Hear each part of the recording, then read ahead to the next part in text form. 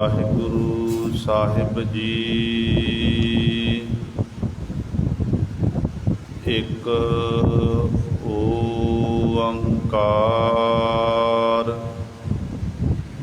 ਸਤਿਨਾਮ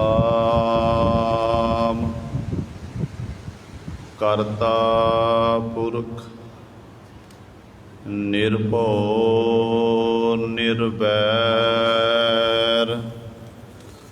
ਅਕਾਲ ਮੂਰਤ ਅਜੂਨੀ ਸੈਭੰ ਗੁਰ ਪ੍ਰਸਾਦ।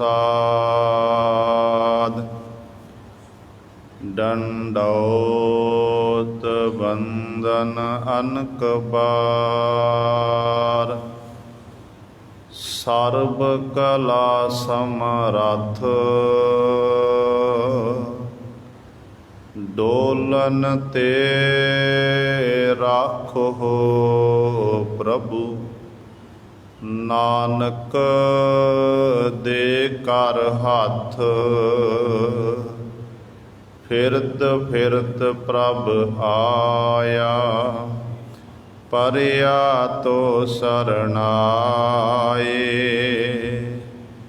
ਨਾਨਕ ਕੀ ਪ੍ਰਭ ਬੇਨਤੀ ਆਪਣੀ ਭਗਤੀ ਲਾਏ।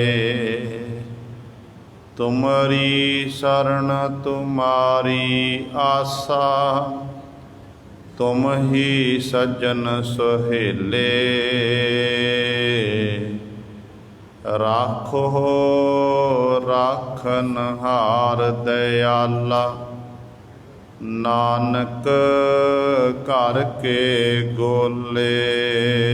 ਜੇਤਾ ਜੀਉ ਪਿੰਡ ਸਭ ਤੇਰਾ ਤੂੰ ਅੰਤਰ ਜਾਮੀ ਪੁਰਖ ਭਗਵਾਨ।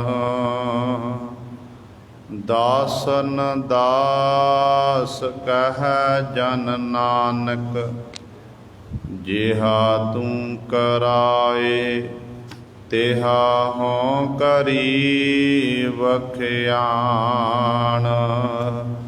ਬਾਣੀ ਗੁਰੂ ਗੁਰੂ ਹੈ ਬਾਣੀ ਵਿੱਚ ਬਾਣੀ ਅੰਮ੍ਰਿਤ ਸਾਰੇ। ਗੁਰ ਬਾਣੀ ਕਹੈ ਸੇਵਕ ਜਨ ਮਾਨੈ ਪਰਤਖ ਗੁਰੂ ਨਿਸਤਾਰੇ। ਸੋ ਕਹੋ ਟਲ ਗੁਰ ਸੇਵੀਐ ਅਹਨਿਸ ਸਹਿਜ ਸੁਭਾਏ।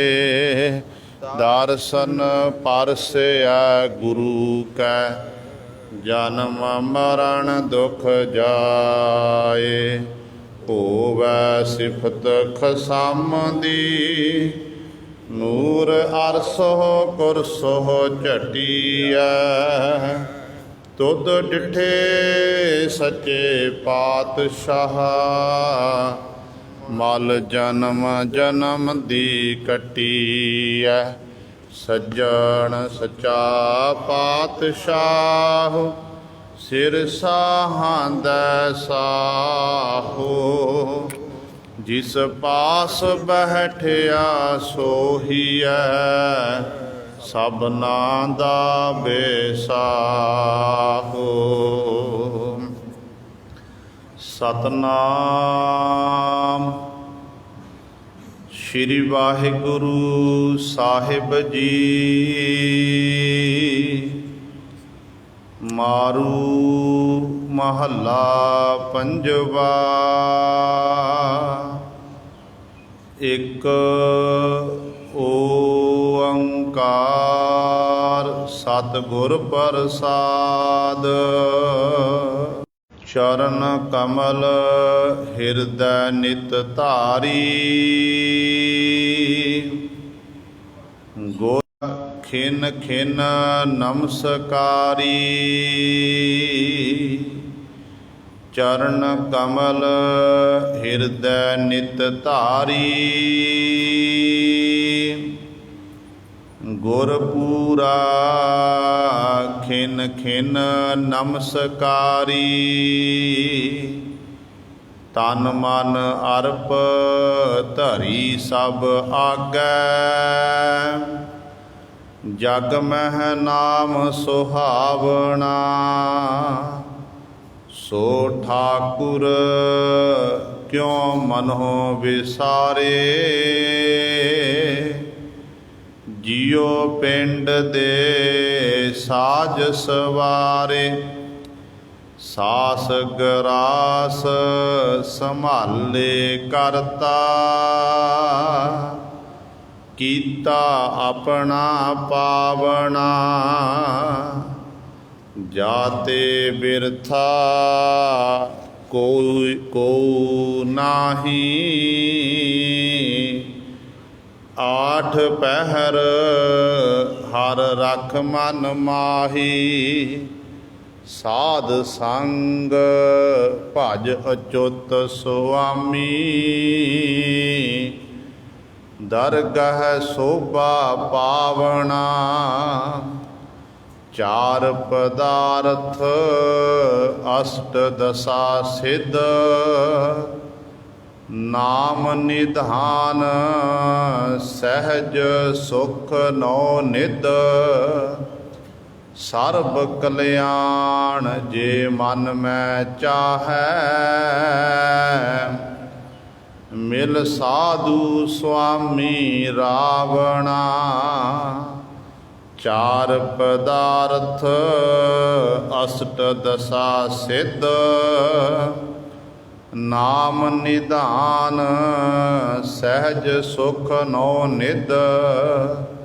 ਸਰਬ ਕਲਿਆਣ ਜੇ ਮਨ ਮਹਿ ਚਾਹੈ। ਮਿਲ ਸਾਧੂ ਸੁਆਮੀ ਰਾਵਣਾ। ਵਾਹਿਗੁਰੂ ਜੀ ਕਾ ਖਾਲਸਾ ਵਾਹਿਗੁਰੂ ਜੀ ਕੀ ਫਤਿਹ। ਪਰਮ ਸਨਮਾਨਯੋਗ ਜੁਗੋ ਜੁਗ ਅਟਲ ਚਬਰ ਛਤਰ ਤਖ਼ ਤੇ ਮਾਲਕ ਬਾਣੀ ਕੇ ਬੋਹਿਤ ਜਾਹਰਾ ਜਹੂਰ ਹਾਜ਼ਰਾ ਹਜੂਰ ਸਰਬ ਕਲਾ ਸਮਰੱਥ। ਧੰਨ ਧੰਨ ਸਾਹਿਬ ਸ੍ਰੀ ਗੁਰੂ ਗ੍ਰੰਥ ਸਾਹਿਬ ਸੱਚੇ ਸਤਿਗੁਰੂ ਜੀ ਦੀ ਪਾਵਨ ਪਵਿੱਤਰ ਨਿੱਘੀ ਗੋਦ ਅੰਦਰ ਜੁੜ ਬੈਠੇ ਗੁਰੂ ਰੂਪ ਗੁਰੂ ਸਵਾਰੇ ਸਤ ਸੰਗੀ ਜਨੋ। ਆਪ ਜੀ ਵਡ ਭਾਗੇ ਹੋ ਜੋ ਦਸ਼ਮੇਸ਼ ਪਿਤਾ ਗੁਰੂ ਕਲਗੀਧਰ ਸਤਿਗੁਰੂ ਅੰਮ੍ਰਿਤ ਕੇ ਦਾਤੇ ਸਰਵੰਸ ਦਾਨੀ ਸਹਿਬੇ ਕਮਾਲ।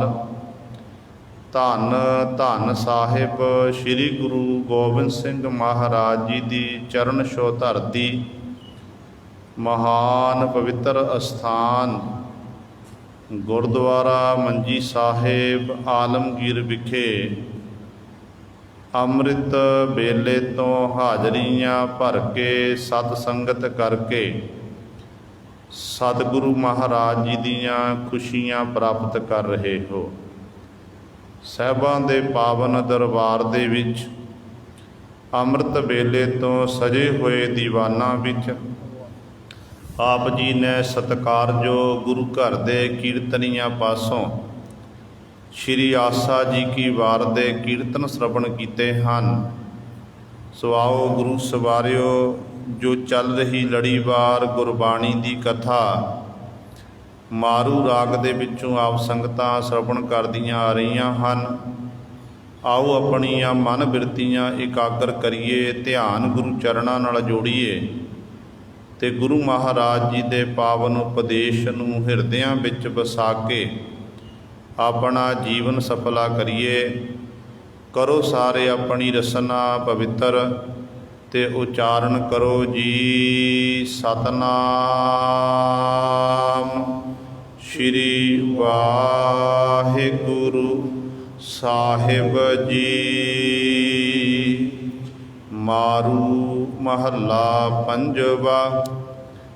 ਇਕ ਓੰਕਾਰ ਸਤਿਗੁਰ ਪ੍ਰਸਾਦ। ਮਾਰੂ ਰਾਗ ਦੇ ਵਿੱਚ ਪੰਜਵੇਂ ਪਾਤਸ਼ਾਹ ਸ਼ਹੀਦਾਂ ਦੇ ਸਰਤਾਜ ਬਾਣੀ ਕੇ ਬੋਹਿਤ ਧੰਨ ਧੰਨ ਸਾਹਿਬ ਸ੍ਰੀ ਗੁਰੂ ਅਰਜਨ ਦੇਵ ਮਹਾਰਾਜ ਸਾਡੇ ਉੱਤੇ ਬਖਸ਼ਿਸ਼ ਕਰ ਰਹੇ ਹਨ। ਇਹ ਪਾਵਨ ਸ਼ਬਦ ਸਤਿਗੁਰਾਂ ਦੇ ਪਾਵਨ ਅੰਕ 1085 ਤੋਂ ਪ੍ਰਾਰੰਭ ਹੁੰਦਾ ਹੈ ਤੇ 1086 ਤੇ ਜਾ ਕੇ ਪਾਵਨ ਸ਼ਬਦ ਦੀ ਸਮਾਪਤੀ ਹੈ। ਮਾਰੂ ਸੋਲ੍ਹੇ ਬਾਣੀ ਦੇ ਵਿੱਚ ਇਹ ਅਖੀਰਲਾ ਸ਼ਬਦ ਹੈ ਸਤਿਗੁਰੂ ਜੀ ਦਾ। ਸੋ ਸਤਿਗੁਰੂ ਜੀ ਮੰਗਲਾਚਰਨ ਕਰ ਰਹੇ ਹਨ। ਇੱਕ ਓੰਕਾਰ ਸਤਿਗੁਰ ਪ੍ਰਸਾਦ। ਪਰਮਾਤਮਾ ਇੱਕ ਹੈ ਤੇ ਸਤਿਗੁਰਾਂ ਦੀ ਪ੍ਰਸਾਦ ਕਿਰਪਾ ਸਦਕਾ ਐਸਾ ਪਰਮੇਸ਼ਰ ਪ੍ਰਾਪਤ ਹੁੰਦਾ ਹੈ।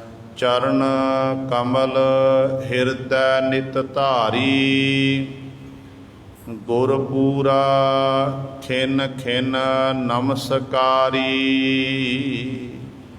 ਧੰਨ ਧੰਨ ਸਾਹਿਬ ਸ੍ਰੀ ਗੁਰੂ ਅਰਜਨ ਦੇਵ ਮਹਾਰਾਜ ਅੱਜ ਦੇ ਇਸ ਪਾਵਨ ਸ਼ਬਦ ਦੇ ਰਾਹੀਂ ਸਾਨੂੰ ਜੋ ਪਾਵਨ ਉਪਦੇਸ਼ ਬਖਸ਼ਿਸ਼ ਕਰ ਰਹੇ ਨੇ।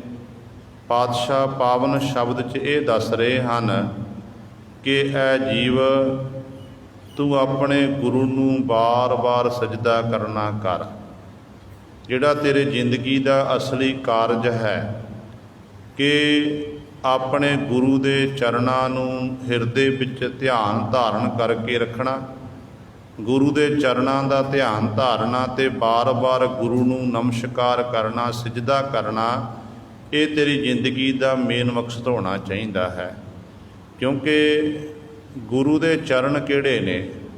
ਦੋ ਪ੍ਰਕਾਰ ਦੇ ਚਰਨ ਮੰਨੇ ਗਏ ਨੇ। ਇੱਕ ਹੈ ਚਿੱਤ ਚਰਨ ਨਾਮ, ਪਰਮਾਤਮਾ ਦਾ ਨਾਮ ਜਪਣਾ, ਬੰਦਗੀ ਕਰਨੀ, ਵਾਹਿਗੁਰੂ ਵਾਹਿਗੁਰੂ ਜਪਣਾ ਤੇ ਸ਼ਬਦ ਦਾ ਧਿਆਨ ਧਾਰਨ ਕਰਨਾ। ਤੇ ਇਹ ਗੁਰੂ ਸਵਾਰੇ ਸਤਿਗੁਰ ਦੇ ਨਿਰਗੁਣ ਚਰਨ ਹਨ। ਇੱਕ ਹੋ ਗਏ ਨੇ ਸਰੀਰਕ ਚਰਨ। ਧੰਨ ਗੁਰੂ ਨਾਨਕ ਦੇਵ ਮਹਾਰਾਜ ਤੋਂ ਲੈ ਕੇ 10ਵੇਂ ਪਾਤਸ਼ਾਹ ਗੁਰੂ ਕਲਗੀਧਰ ਪਾਤਸ਼ਾਹ ਮਹਾਰਾਜ ਤੱਕ ਜੋ 10 ਜਾਮੇ ਸਤਿਗੁਰ ਨੇ ਸੰਸਾਰ ਵਿੱਚ ਧਾਰਨ ਕੀਤੇ ਤੇ ਸਤਿਗੁਰਾਂ ਦੇ ਸਰੂਪ ਦਾ ਧਿਆਨ ਧਾਰਨ ਕਰਕੇ ਚਰਨਾਂ ਦਾ ਓਟ ਆਸਰਾ ਤੱਕ ਕੇ ਜੋ ਅਰਾਧਨਾ ਕਰਨੀ, ਇਹਨੂੰ ਕਹਿੰਦੇ ਨੇ ਸਰਗੁਣ ਚਰਨ। ਪਰ ਗੁਰੂ ਸਾਹਿਬਾਨ ਜੀ ਨੇ ਸਾਨੂੰ ਸਰਗੁਣ ਚਰਨ ਤੋਂ ਹਟਾ ਕੇ ਨਿਰਗੁਣ ਚਰਨ ਦੇ ਨਾਲ ਜੋੜਨਾ ਕੀਤਾ ਹੈ। ਕਿਉਂਕਿ ਸਤਿਗੁਰੂ ਮਹਾਰਾਜ ਜਦੋਂ ਗੁਰਤਾ ਗੱਦੀ ਦੀ ਬਖਸ਼ਿਸ਼ ਕਰਦੇ ਹੁੰਦੇ ਸਨ, ਜਦੋਂ ਗੁਰੂ ਨਾਨਕ ਪਾਤਸ਼ਾਹ ਮਹਾਰਾਜ ਨੇ ਧੰਨ ਗੁਰੂ ਅੰਗਦ ਦੇ ਮਾਰਨ ਗੁਰਤਾ ਗੱਦੀ ਬਖਸ਼ਿਸ਼ ਕੀਤੀ, ਇਤਿਹਾਸ ਦੱਸਦਾ ਹੈ ਕਿ ਗੁਰੂ ਪਾਤਸ਼ਾਹ ਜੀ ਨੇ ਜਿੱਥੇ 5 ਪੈਸੇ ਨਾਰੀਅਲ ਰੱਖ ਕੇ 3 ਪਰਿਕਰਮਾ ਕੀਤੀਆਂ, ਮੱਥਾ ਟੇਕਿਆ, ਉੱਥੇ ਬਾਬਾ ਬੁੱਢਾ ਸਾਹਿਬ ਜੀ ਨੇ ਗੁਰਤਾ ਗੱਦੀ ਦਾ ਤਿਲਕ ਲਾਇਆ ਤੇ ਗੁਰੂ ਨਾਨਕ ਸਾਹਿਬ ਮਹਾਰਾਜ ਨੇ ਇੱਕ ਕਿਤਾਬ ਜਿਹਦੇ ਉੱਤੇ ਸਤਿਗੁਰੂ ਜੀ ਨੇ ਆਪਣੀ ਬਾਣੀ ਲਿਖੀ ਹੋਈ ਸੀ, ਜਿੱਥੋਂ ਭਗਤਾਂ ਦੀ ਬਾਣੀ ਪ੍ਰਾਪਤ ਹੋਈ ਜਾਂ ਭੱਟਾਂ ਦੀ ਬਾਣੀ, ਗੁਰਮੁਖਾਂ ਦੀ ਬਾਣੀ ਪ੍ਰਾਪਤ ਹੋਈ ਨਾ, ਉਹ ਸਾਰੀ ਬਾਣੀ ਇੱਕ ਕਾਪੀ ਵਿੱਚ ਪਾਤਸ਼ਾਹ ਲਿਖ ਲੈਂਦੇ ਸਨ ਕਿਤਾਬ ਦੇ ਵਿੱਚ।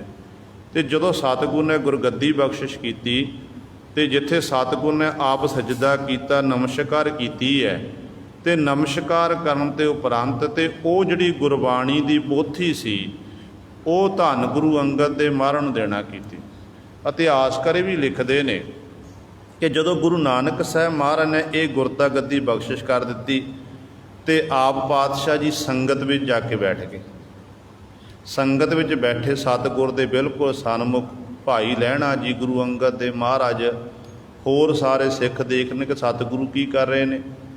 ਤੇ ਸਤਿਗੁਰ ਦੇ ਚਰਨਾਂ 'ਚ ਭਾਈ ਲਹਿਣੇ ਜੀ ਨੇ ਗੁਰੂ ਅੰਗਦ ਦੇ ਮਹਾਰਾਜ ਨੇ ਬੇਨਤੀ ਕੀਤੀ ਕਿ ਹੇ ਸਤਿਗੁਰੂ ਗੁਰੂ ਨਾਨਕ ਸਾਹਿਬ ਮਹਾਰਾਜ, ਆਪ ਜੀ ਨਿਰੰਕਾਰ ਹੋ।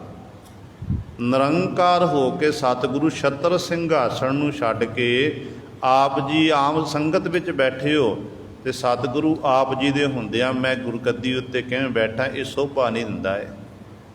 ਤੇ ਧੰਨ ਗੁਰੂ ਨਾਨਕ ਦੇ ਮਰਨ ਉੱਤਰ ਦੇਣਾ ਕੀਤਾ, ਕਹਿਣ ਲੱਗੇ ਕਿ ਭਾਈ ਜਿਹੜੀ ਸਾਡੇ ਅੰਦਰ ਜੋਤ ਜਗ ਰਹੀ ਸੀ ਨਾ, ਉਹ ਜੋਤ ਅਸੀਂ ਤੁਹਾਡੇ ਅੰਦਰ ਵਿਰਾਜਮਾਨ ਕਰ ਦਿੱਤੀ ਹੈ। ਅਸੀਂ ਸਰੀਰ ਨਾਲ ਨਹੀਂ ਜੋੜ ਰਹੇ, ਅਸੀਂ ਜੋਤ ਨਾਲ ਜੋੜ ਰਹੇ ਹਾਂ। ਜੋਤ ਉਹਾ ਜੁਗਤ ਸਾਏ ਸਹਿ ਕਾਇਆ ਫੇਰ ਪਲਟੀ ਹੈ। ਜੋਤ ਇੱਕ ਹੈ, ਗੁਰੂ ਨਾਨਕ ਦੀ ਜੋਤ ਜੋ ਨਿਰੰਕਾਰ ਦੀ ਜੋਤ ਹੈ। ਉਸੇ ਜੋਤ ਨੇ 10 ਸਰੀਰਾਂ ਦੇ ਵਿੱਚ ਵਿਚਰਨਾ ਕੀਤਾ। ਜਦੋਂ ਫਿਰ ਉਹ ਜੋਤ ਜਦੋਂ ਅੱਗੋਂ ਸਤਿਗੁਰੂ ਨੇ ਦੇਖਿਆ ਕਿ ਹੁਣ ਸਰੀਰ ਜਾਮਾ ਨਹੀਂ ਧਾਰਨ ਕਰਨਾ, ਜਿਹੜਾ ਪਹਿਲੇ ਜਾਮੇ 'ਚ ਅਸੀਂ ਬਚਨ ਕੀਤੇ ਨੇ ਕਿ ਸ਼ਬਦ ਗੁਰੂ ਸੁਰ ਧੁਨ ਚੇਲਾ, ਤੇ ਹੁਣ ਸ਼ਬਦ ਗੁਰੂ ਦੇ ਲੜ ਲਾਉਣ ਦੀ ਵਾਰੀ ਆ ਗਈ ਹੈ। ਫਿਰ ਉਹੀ ਜੋਤ ਸਤਿਗੁਰੂ ਜੀ ਨੇ ਗੁਰੂ ਗ੍ਰੰਥ ਸਾਹਿਬ ਮਹਾਰਾਜ ਵਿੱਚ ਬਿਰਾਜਮਾਨ ਕਰ ਦਿੱਤੀ। ਜਿਹਨਾਂ ਨੂੰ ਤਾਂ ਭਾਵਨਾ ਹੈ, ਸ਼ਰਧਾ ਹੈ, ਉਹ ਤਾਂ ਫਿਰ ਖੋਜ ਸ਼ਬਦ ਮੈਂ ਲੈ ਸ਼ਬਦ ਵਿੱਚੋਂ ਲੱਭ ਲੈਂਦੇ ਨੇ। ਪਰ ਜਿਨ੍ਹਾਂ ਦੀ ਭਾਵਨਾ ਨਹੀਂ ਹੈ ਗੁਰੂ ਸਰੇ ਮਾਫ ਕਰਨਾ, ਉਹ ਗੁਰੂ ਗ੍ਰੰਥ ਸਾਹਿਬ ਨੂੰ ਕਿਤਾਬ ਹੀ ਮੰਨਦੇ ਨੇ। ਪਰ ਸਿੱਖ ਲਈ ਨਹੀਂ, ਸਿੱਖ ਲਈ ਗੁਰੂ ਗ੍ਰੰਥ ਸਾਹਿਬ ਮਹਾਰਾਜ ਬਾਹੋ ਬਾਹੋ ਬਾਣੀ ਨਿਰੰਕਾਰ ਹੈ, ਤਿਸ ਜੀਵੜ ਅਵਰ ਨਾ ਕੋਏ। ਸਿੱਖ ਲਈ ਸਤਿਗੁਰੂ ਗੁਰੂ ਗ੍ਰੰਥ ਸਾਹਿਬ ਮਹਾਰਾਜ ਨਿਰੰਕਾਰ ਨੇ। ਕੁੱਲ ਦੁਨੀਆ ਦੇ ਲੋਕ ਜਦੋਂ ਜਿਨ੍ਹਾਂ ਨੇ ਗੁਰੂ ਗ੍ਰੰਥ ਸਾਹਿਬ ਦੀ ਪਾਵਨ ਬਾਣੀ ਪੜ੍ਹਨਾ ਕੀਤੀ, ਕਿਸੇ ਵੀ ਧਰਮ ਨਾਲ ਉਹ ਸੰਬੰਧਿਤ ਨੇ, ਉਹਨਾਂ ਨੂੰ ਫਿਰ ਸਤਿਗੁਰ ਦੀ ਬਾਣੀ ਪੜ੍ਹ ਕੇ ਉਹਨਾਂ ਨੇ ਅਖੀਰ 'ਤੇ ਸਜਦਾ ਹੀ ਕੀਤਾ, ਨਮਸਕਾਰ ਕੀਤੀ ਹੈ ਕਿ ਧੰਨ ਗੁਰੂ ਗ੍ਰੰਥ ਸਾਹਿਬ ਮਹਾਰਾਜ ਦੇ ਬਰੋਬਰ ਕੋਈ ਗ੍ਰੰਥ ਨਹੀਂ ਹੈ। ਇਸ ਕਰਕੇ 2 ਪ੍ਰਕਾਰ ਦੇ ਚਰਨ, ਇੱਕ ਸਰੀਰਕ ਚਰਨ ਜੋ 10 ਜਾਮੇ ਪਾਤਸ਼ਾਹ ਜੀ ਨੇ ਧਾਰਨ ਕੀਤੇ, ਦੂਜੇ ਨੇ ਨਿਰਗੁਣ ਚਰਨ ਜਿਹੜੇ ਇੱਕ ਅਖੰਡ ਜੋਤ ਹੈ ਜੋ ਦਿਖਾਈ ਨਹੀਂ ਦਿੰਦਾ, ਕਿਉਂਕਿ ਨਿਰੰਕਾਰ ਦਾ ਕੋਈ ਰੂਪ ਨਹੀਂ ਹੈ। ਜੇ ਆਪਾਂ ਕਹਿ ਦਈਏ ਕਿ ਪਰਮੇਸ਼ਰ ਦਾ ਕੋਈ ਰੂਪ ਹੈ, ਫਿਰ ਗੁਰੂ ਸਵਰੇ ਉਹ ਨਿਰਗੁਣ ਨਹੀਂ ਹੋ ਸਕਦਾ, ਉਹ ਸਰਗੁਣ ਸਰੂਪ ਹੋ ਸਕਦਾ। ਜਿੰਨੇ ਵੀ ਆਪਾਂ ਸਾਰੇ ਨੇ, ਚਾਹੇ ਮਨੁੱਖ ਹੈ, 84 ਲੱਖ ਜੂਨਾਂ ਨੇ, ਸਾਰੀ ਬਨਸਪਤੀ ਹੈ, ਸੰਸਾਰ ਹੈ, ਅਸਲ ਵਿੱਚ ਇਹ ਪਰਮਾਤਮਾ ਦਾ ਪੈਦਾ ਕੀਤਾ ਤੇ ਪਰਮਾਤਮਾ ਦਾ ਸਰਗੁਣ ਸਰੂਪ ਹੀ ਹੈ। ਤੇ ਨਿਰਗੁਣ ਸਰੂਪ ਬਾਬਤ ਜਿਨ੍ਹਾਂ ਨੇ ਫਿਰ ਅਭਿਆਸ ਕੀਤਾ, ਕਮਾਈ ਕੀਤੀ ਸੰਸਾਰ ਵਿੱਚ ਆ ਕੇ, ਉਹ ਜਿਉਂ-ਜਿਉਂ ਅਭਿਆਸ ਕਰਦੇ ਗਏ ਤੇ ਉਹਨਾਂ ਨੇ ਫਿਰ ਨਿਰਗੁਣ ਸਰੂਪ ਦੀ ਗੱਲ ਕੀਤੀ ਹੈ। ਜਿਵੇਂ ਸਤਿਗੁਰੂ ਮਹਾਰਾਜ ਬਚਨ ਕਰਦੇ, ਕਹਿੰਦੇ ਭਾਈ ਐਸੇ ਚਰਨਾਂ ਨੂੰ, ਜਿਹੜੇ ਸਤਿਗੁਰਾਂ ਦੇ ਸੁੰਦਰ ਕਮਲਾਂ ਵਰਗੇ ਚਰਨ ਨੇ ਨਾ, ਹਿਰਦੈ ਨਿਤ ਧਾਰੀ, ਉਹਨਾਂ ਨੂੰ ਹਿਰਦੈ ਨਿਤਾ ਪ੍ਰਤੀ ਭਾਈ ਹਿਰਦੇ ਧਾਰਨਾ ਚਾਹੀਦਾ ਹੈ। ਹੋਰ ਕੀ ਕਰਨਾ ਚਾਹੀਦਾ ਸਿੱਖ ਨੂੰ ਆਪਣੇ ਜੀਵਨ ਵਿੱਚ? ਕਹਿੰਦੇ ਗੁਰਪੂਰਾ ਖਿਨ ਖਿਨ ਨਮਸਕਾਰੀ। ਜਿੱਥੇ ਚਰਨਾਂ ਦਾ ਧਿਆਨ ਧਾਰਨ ਕਰਨਾ ਹੈ, ਉੱਥੇ ਪਾਤਸ਼ਾਹ ਕਹਿੰਦੇ ਨੇ ਪੂਰੇ ਗੁਰੂ ਨੂੰ ਖਿਣ ਖਿਣ। ਖਿਣ ਕਹਿੰਦੇ ਨੇ ਅੱਖ ਝਮਕਣ ਤੋਂ ਪਹਿਲਾਂ ਦਾ ਸਮਾਂ, ਉਹਨੂੰ ਕਹਿੰਦੇ ਖਿਣ। ਕਹਿੰਦੇ ਇੰਨੇ ਸਮੇਂ ਵਿੱਚ ਬਾਰ-ਬਾਰ, ਇੱਕ ਵਾਰ ਨਹੀਂ, ਬਾਰ-ਬਾਰ ਤੂੰ ਆਪਣੇ ਗੁਰੂ ਨੂੰ ਸਜਦਾ ਕਰ, ਗੁਰੂ ਨੂੰ ਨਮਸਕਾਰ ਕਰਨਾ ਕਰ। ਤੇ ਗੁਰੂ ਜਦੋਂ ਬਾਰ-ਬਾਰ ਤੂੰ ਸਜਦਾ ਨਮਸਕਾਰ ਕਰੇਗਾ ਤੇ ਗੁਰੂ ਨੇ ਤੇਰੇ ਉੱਤੇ ਬਹੁਤ ਵੱਡੀ ਫਿਰ ਬਖਸ਼ਿਸ਼ ਕਰ ਦੇਣੀ ਹੈ। ਜਦੋਂ ਆਪਣੇ ਗੁਰੂ ਨੂੰ ਆਪਾਂ ਸਜਦਾ ਨਮਸਕਾਰ ਕਰਾਂਗੇ ਨਾ, ਫਿਰ ਆਪਾਂ ਹੌਲੀ ਹੌਲੀ ਨਿਰਗੁਣ ਸਰੂਪ ਨਾਲ ਆਪਾਂ ਇੱਕਮਿਕ ਹੋਵਾਂਗੇ। ਪਹਿਲਾਂ ਸਾਨੂੰ ਸਰਗੁਣ ਸਰੂਪ ਦਾ ਧਿਆਨ ਧਾਰਨ ਕਰਨਾ ਪਵੇਗਾ। ਸ਼ਬਦ ਦਾ ਅਭਿਆਸ ਜਿਉਂ-ਜਿਉਂ ਆਪਾਂ ਕਰਦੇ ਜਾਵਾਂਗੇ, ਬਾਣੀ ਨੂੰ ਪੜ੍ਹਦੇ ਜਾਵਾਂਗੇ, ਤਿਉਂ-ਤਿਉਂ ਗੁਰੂ ਸਵਾਰਿਓ ਸਾਡੇ ਅੰਦਰ ਫਿਰ ਉਹ ਜਿਹੜੀ ਅਖੰਡ ਜੋਤ ਹੈ, ਜਿਹੜੀ ਕਦੇ ਵੀ ਬੁੱਝਣ ਵਾਲੀ ਨਹੀਂ ਹੈ। ਦੀਵਾ ਵਾਲਿਆ, ਦੀਵਾ ਉਦੋਂ ਤੱਕ ਜਗਦਾ ਜਦੋਂ ਤੱਕ ਗੁਰੂ ਸਵਾਰੇ। ਜਦੋਂ ਤੇਲ ਮੁੱਕ ਗਿਆ ਤੇ ਦੀਵਾ ਫਿਰ ਉਹ ਖਤਮ ਹੋ ਗਿਆ, ਦੀਵਾ ਬੁੱਝ ਗਿਆ। ਤੇ ਪਰ ਜਿਹੜਾ ਪਰਮੇਸ਼ਰ ਰੂਪੀ ਦੀਵਾ ਹੈ, ਉਹ ਜਗ ਦਾ ਦੀਵਾ ਐਸਾ ਹੈ ਕਿ ਅਖੰਡ ਜੋਤ ਹੈ, ਉਹ ਕਦੇ ਵੀ ਬੁੱਝਣ ਵਾਲੀ ਨਹੀਂ ਹੈ। ਕਿਉਂਕਿ ਦੀਵਾ ਮਨੁੱਖ ਨੇ ਆਪ ਜਗਾਣਾ ਕੀਤਾ। ਤੇ ਗੁਰੂ ਸਾਡੇ ਅੰਦਰ ਦੀਵਾ ਕੀ ਕੰਮ ਕਰਦਾ? ਦੀਵਾ ਹਨੇਰੇ ਨੂੰ ਦੂਰ ਕਰਦਾ। ਹਨੇਰੇ ਨੂੰ ਦੂਰ, ਜਿਸ ਕਮਰੇ ਵਿੱਚ ਲਾਈਟ ਬਲ ਜਾਵੇ, ਦੀਵਾ ਬਲ ਜਾਵੇ, ਉਹ ਕਮਰੇ ਦੀ ਜਿਹੜੀ ਅੰਧੇਰਾ ਹੈ ਦੂਰ ਹੋਏ, ਰੋਸ਼ਨੀ ਉੱਥੇ ਉਤਪੰਨ ਹੋ ਜਾਂਦੀ ਹੈ। ਇਸੇ ਤਰ੍ਹਾਂ ਜਿਹੜੇ ਸਾਡੇ ਗੁਰੂ ਸਾਹਿਬਾਨ ਜੀ ਹਨ, ਸਾਡੇ ਹਿਰਦੇ ਦੇ ਅੰਦਰ ਗਿਆਨ ਦਾ ਦੀਵਾ ਪਾਤਸ਼ਾਹ ਬਾਲ ਦਿੰਦੇ ਨੇ। ਗਿਆਨ ਦਾ ਦੀਵਾ ਬਾਲਦੇ ਨੇ, ਜਿਸ ਗਿਆਨ ਦੇ ਦੀਵੇ ਦੇ ਰਾਹੀਂ ਅਸੀਂ ਆਪਣੇ ਅੰਦਰ ਬੈਠੇ ਹੋਏ ਪਰਿਪੂਰਨ ਪਰਮਾਤਮਾ ਨੂੰ ਲੱਭ ਸਕਦੇ ਹਾਂ, ਉਹਨੂੰ ਪ੍ਰਾਪਤ ਕਰ ਸਕਦੇ ਹਾਂ। ਤਾਂ ਹੀ ਸਤਿਗੁਰੂ ਜੀ ਬਚਨ ਕਰਦੇ ਨੇ, ਕਹਿੰਦੇ ਨੇ ਬਲਿਹਾਰੀ ਗੁਰ ਆਪਣੇ ਦਿਉਹਾੜੀ ਸਦਬਾਰ, ਜਿਨ ਮਾਨਸ ਤੇ ਦੇਵਤੇ ਕੀਏ ਕਰਤ ਨਾ ਲਾਗੀ ਵਾਰ। ਕਹਿੰਦੇ ਉਹ ਫਿਰ ਉਹ ਜਿਹੜੇ ਮਨੁੱਖਾਂ ਨੂੰ ਦੇਵਤਿਆਂ ਜੈਸੇ ਬਣਾਉਂਦੇ। ਦੇਵਤੇ ਕਦੋਂ ਬਣਾਂਗੇ? ਜਦੋਂ ਸਾਡੇ ਅੰਦਰ ਦੈਵੀ ਗੁਣ ਪੈਦਾ ਹੋ ਗਏ, ਜਦੋਂ ਸਾਡੇ ਕੋਲ ਗਿਆਨ ਦਾ ਦੀਵਾ ਸਾਡੇ ਅੰਦਰ ਜਗਦਾ ਏ, ਤੇ ਉਦੋਂ ਸਾਡੇ ਅੰਦਰ ਦੈਵੀ ਗੁਣ ਪੈਦਾ ਹੋਣਗੇ। ਜਿਹੜੇ ਅੰਦਰ ਦੈਵੀ ਗੁਣ ਪੈਦਾ ਹੋ ਗਏ ਉਹਨੂੰ ਫਿਰ ਦੇਵਤਾ ਆਖਿਆ ਗਿਆ ਹੈ।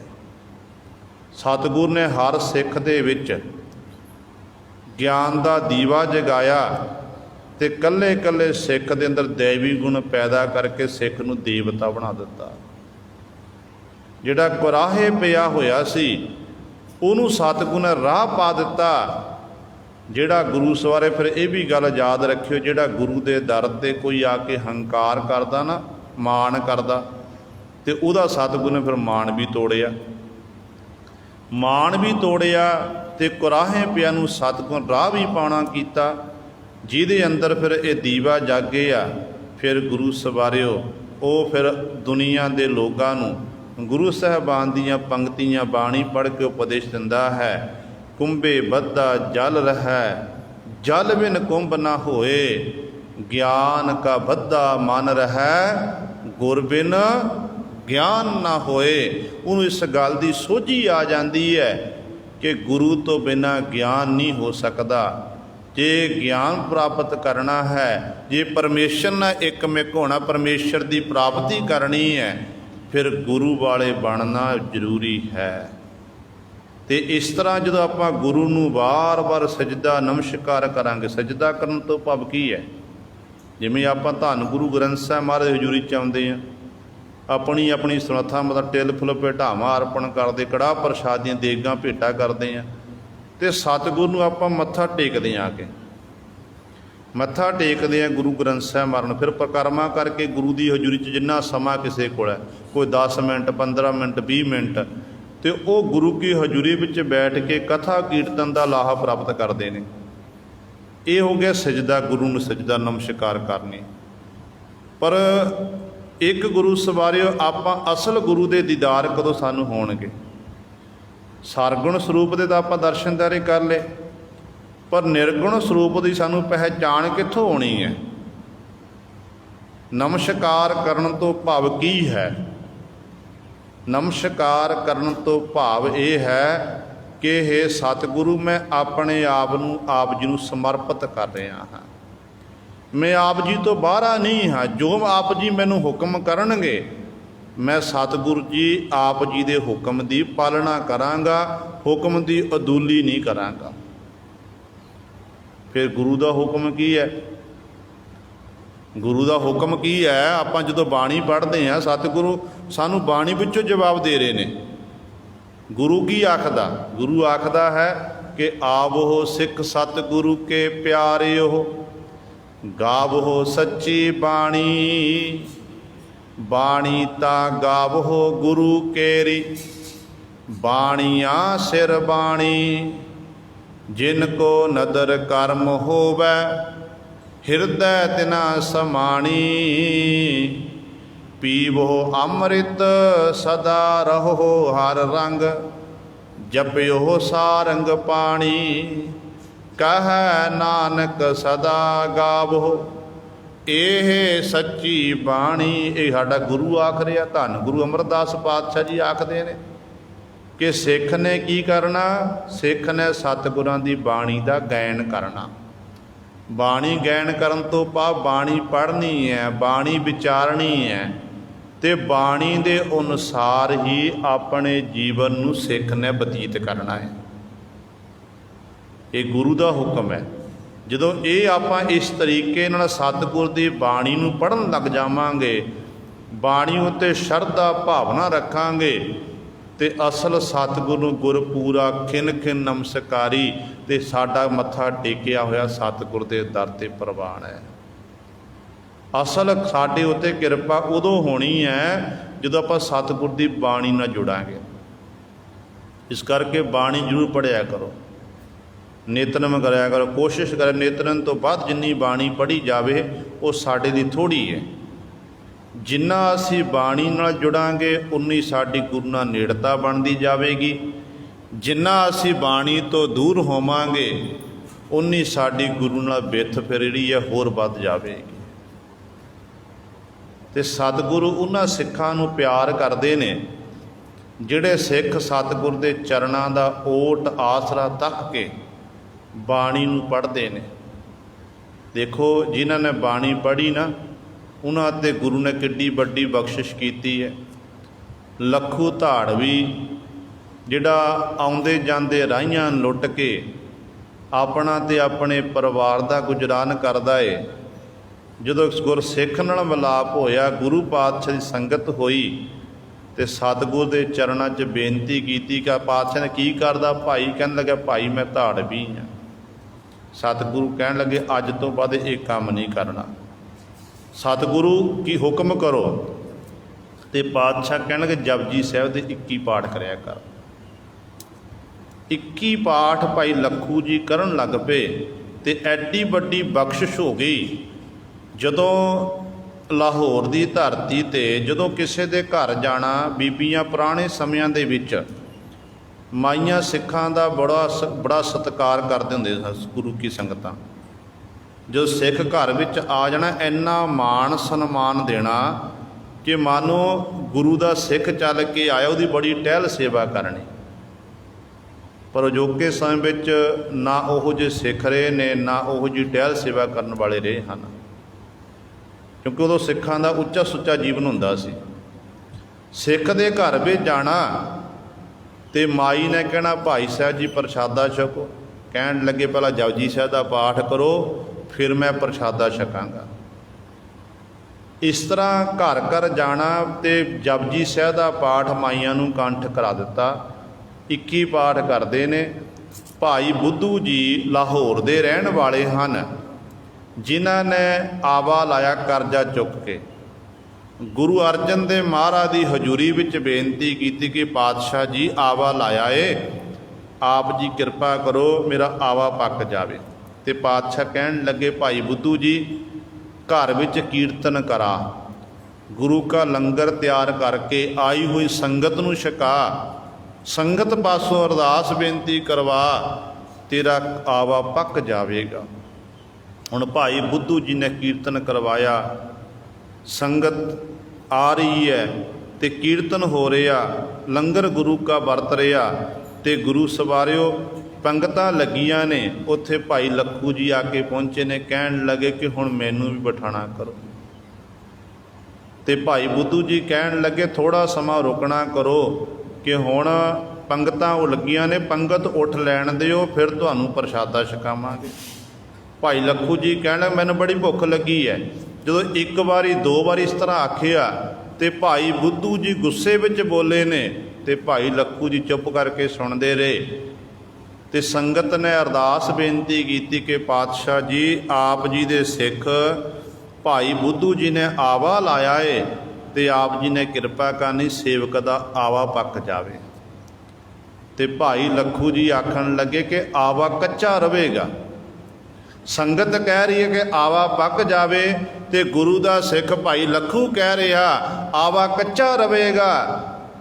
ਅਤੇ ਭਾਈ ਬੁੱਧੂ ਜੀ ਕਹਿਣ ਲੱਗੇ ਤੂੰ ਕੌਣ ਹੁੰਦਾ ਮੈਨੂੰ ਇਸ ਤਰ੍ਹਾਂ ਕਹਿਣ ਵਾਲਾ? ਮੇਰੇ ਗੁਰੂ ਨੇ ਹੁਕਮ ਕੀਤਾ, ਗੁਰੂ ਨੇ ਆਖਣਾ ਕੀਤਾ ਹੈ ਅਤੇ ਆਵਾ ਜ਼ਰੂਰ ਪੱਕੇਗਾ। ਅਤੇ ਭਾਈ ਲੱਖੂ ਜੀ ਉੱਥੋਂ ਗਏ ਨੇ। ਜਦੋਂ ਭਾਈ ਬੁੱਧੂ ਜੀ ਨੇ ਅਰਦਾਸ ਬੇਨਤੀ ਕਰਨ ਉਪਰੰਤ ਆਵਾ ਚੈੱਕ ਕੀਤਾ ਅਤੇ ਸਾਰੀਆਂ ਇੱਟਾਂ ਕੱਚੀਆਂ, ਅਤੇ ਬੜਾ ਦੁਖੀ ਹੋਇਆ ਕਿ ਮਨਾ ਇਹ ਕੀ ਹੋ ਗਿਆ। ਗੁਰੂ ਪਾਤਸ਼ਾਹ ਦੀ ਹਜ਼ੂਰੀ ਵਿੱਚ ਗਿਆ ਅਤੇ ਸਤਿਗੁਰੂ ਮਹਾਰਾਜ ਦੇ ਚਰਨਾਂ 'ਚ ਬੇਨਤੀ ਕੀਤੀ ਕਿ ਪਾਤਸ਼ਾਹ ਆਪ ਜੀ ਨੇ ਬਚਨ ਕੀਤੇ ਸੀ ਕਿ ਆਪ ਜੀ ਦਾ ਕਿ ਆਵਾ ਪੱਕ ਜਾ ਸੰਗਤ ਨੂੰ ਲੰਗਰ ਛਕਾ, ਪਰ ਪਾਤਸ਼ਾਹ ਜੀ ਮੇਰਾ ਆਵਾ ਕੱਚਾ ਏ। ਅਤੇ ਧੰਨ ਗੁਰੂ ਅਰਜਨ ਦੇਵ ਮਹਾਰਾਜ ਕਹਿਣ ਲੱਗੇ ਕਿ ਭਾਈ ਜਦੋਂ ਲੰਗਰ ਛਕਾ ਰਿਹਾ ਸੀ ਕਿਸੇ ਨੂੰ ਵਾਪਸ ਤਾਂ ਨਹੀਂ ਮੋੜਨਾ ਕੀਤਾ? ਕਹਿਣ ਲੱਗਿਆ ਹਾਂ ਇੱਕ ਸਿੱਖ ਆਇਆ ਸੀ ਜਿਹੜਾ ਕਾਹਲੀ ਕਰ ਰਿਹਾ ਸੀ ਕਿ ਮੈਨੂੰ ਲੰਗਰ ਛਕਾਣਾ ਕਰੋ। ਮੈਂ ਉਹਨੂੰ ਥੋੜ੍ਹਾ ਜਿਹਾ ਗੁੱਸੇ ਵਿੱਚ ਬੋਲਿਆ तो सिख ने आख्या कि आवा कच्चा ही रहेगा, पक्केगा नहीं। तो धन गुरु अर्जन देव महाराज ने उदों बचन किए सी, कहन लगे कि भाई वो मामूली सिख नहीं है, वो निता प्रति 21 पाठ श्री जपजी साहिब दे करदा है। जपजी साहिब दे 21 पाठ करदा ते उहदी रसना ते गुरु नानक साहिब महाराज खुद बसदे ने। जिस करके आवा तां भाई गुरमुखां तेरा कच्चा ही रहेगा, पर तां गुरु दा ओट आसरा तकिया, गुरु दी शरण तकी है। असीं तेरे नाल वादा कीता है, तेरा कच्चा आवा जिहड़ा पक्कियां दे भाव विक जावेगा। सतगुर दे बचन होए, भाई बुद्धू जी घर गए, ऐसी खेड़ वरती, बड़ी तेजी दी बरखा हुई, लाहौर दे किले दी कंध डिग्गी ते ਥਾਵਾਂ ਥਾਂ ਦੇ ਇੱਟਾਂ ਪ੍ਰਾਪਤ ਕਰਨ ਲਈ ਉਹ ਭਾਲ ਕਰ ਕਿ ਤੁਸੀਂ ਇੱਟਾਂ ਪ੍ਰਾਪਤ ਨਹੀਂ ਹੋਈਆਂ।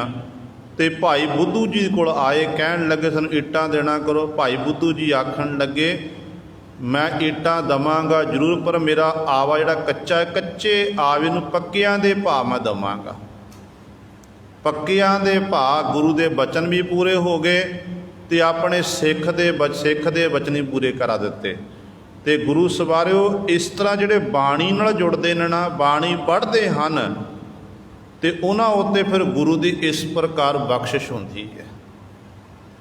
ਦੇਖੋ ਸਤਿਗੁਰ ਦੀ ਬਾਣੀ ਜਪਜੀ ਸਾਹਿਬ ਜਿਹੜੇ ਅਸਲ ਵਿੱਚ ਗੁਰੂ ਦੇ ਦਰਸ਼ਨ ਦੀਦਾਰੇ ਇਹੀ ਹੈ। ਗੁਰੂ ਨੂੰ ਬਾਰ-ਬਾਰ ਗੁਰਪੂਰਾ ਖਿਨ ਖਿਨ ਨਮਸਕਾਰੀ, ਤੇ ਗੁਰੂ ਨੂੰ ਬਾਰ-ਬਾਰ ਨਮਸਕਾਰ ਕਰਨੀ, ਸਜਦਾ ਕਰਨਾ ਤੇ ਸਤਿਗੁਰ ਦੀ ਬਾਣੀ ਪੜ੍ਹਨੀ ਹੀ ਹੈ। ਵੱਖਰੀ ਗੱਲ ਹੈ ਕਿ ਜੋ ਮਰਜ਼ਾਦਾ ਬਣੀ ਆਪਾਂ ਗੁਰੂ ਗ੍ਰੰਥ ਸਾਹਿਬ ਹਜ਼ੂਰੀ 'ਚ ਆਉਣਾ, ਸਿੱਖ ਬਾਰ-ਬਾਰ ਆਪਣਾ ਸੀਸ ਝੁਕਾਵੇ, 1000 ਵਾਰੀ ਸਿੱਖ ਸੀਸ ਝੁਕਾਵੇ, ਫਿਰ ਵੀ ਆਪਾਂ ਗੁਰੂ ਦਾ ਦੇਣ ਨਹੀਂ ਦੇ ਸਕਦੇ ਹਾਂ। ਪਰ ਜੇ ਅਸਲੀ ਆਪਾਂ ਨਮਸਕਾਰ ਗੁਰੂ ਨੂੰ ਕਰਨੀ ਹੈ ਤੇ ਸਤਿਗੁਰੂ ਦੀ ਬਾਣੀ ਨੂੰ ਪੜ੍ਹਨਾ ਪਵੇਗਾ। ਬਸ ਫਿਰ ਪੜ੍ਹਨ ਤੱਕ ਸੀਮਿਤ ਨਹੀਂ ਰਹਿਣਾ, ਪੜ੍ਹਨ ਤੋਂ ਬਾਅਦ ਸਾਨੂੰ ਬਾਣੀ ਨੂੰ ਬਾਚਣਾ ਵੀ ਪਵੇਗਾ, ਸਤਿਗੁਰੂ ਦੀ ਬਾਣੀ ਕੀ ਕਹਿ ਰਹੀ ਹੈ। ਫਿਰ ਆਪਣੇ ਮਨ ਨਾਲ ਵਿਚਾਰ ਕਰਨੀ ਕਿ ਬਾਣੀ ਸਾਨੂੰ ਕੀ ਕਹਿ ਰਹੀ ਤੇ ਮੈਂ ਕੀ ਕਰ ਰਿਹਾ, ਮੇਰੇ ਵਿੱਚ ਕਿਹੜੇ ਔਗਣ ਨੇ, ਤੇ ਗੁਰੂ ਸਾਨੂੰ ਇਹ ਕਹਿ ਰਹੇ ਤੇ ਮੈਂ ਆਹ ਔਗਣ ਕਰਦਾ ਫਿਰਦਾ। ਉਦੋਂ ਉਹਨਾਂ ਔਗਣਾਂ ਨੂੰ ਫਿਰ ਸੁਧਾਰਨਾ। ਜਦੋਂ ਆਪਾਂ ਬਾਣੀ ਦਾ ਆਸਰਾ ਲੈ ਕੇ ਆਪਣੇ ਅੰਦਰੋਂ ਬੁਰਾਈ ਨੂੰ ਖਤਮ ਕਰਨ ਲੱਗ ਪਵਾਂਗੇ, ਔਗਣਾਂ ਨੂੰ ਮੁਕਾਉਣ ਲੱਗ ਪਵਾਂਗੇ, ਫਿਰ ਸਮਝ ਲਓ ਸਾਡੇ ਉੱਤੇ ਗੁਰੂ ਨਾਨਕ ਦੀ ਬਖਸ਼ਿਸ਼ ਹੋ ਰਹੀ ਹੈ, ਗੁਰੂ ਗ੍ਰੰਥ ਸਾਹਿਬ ਮਹਾਰਾਜ ਦੀ ਕਿਰਪਾ ਹੋ ਰਹੀ ਹੈ।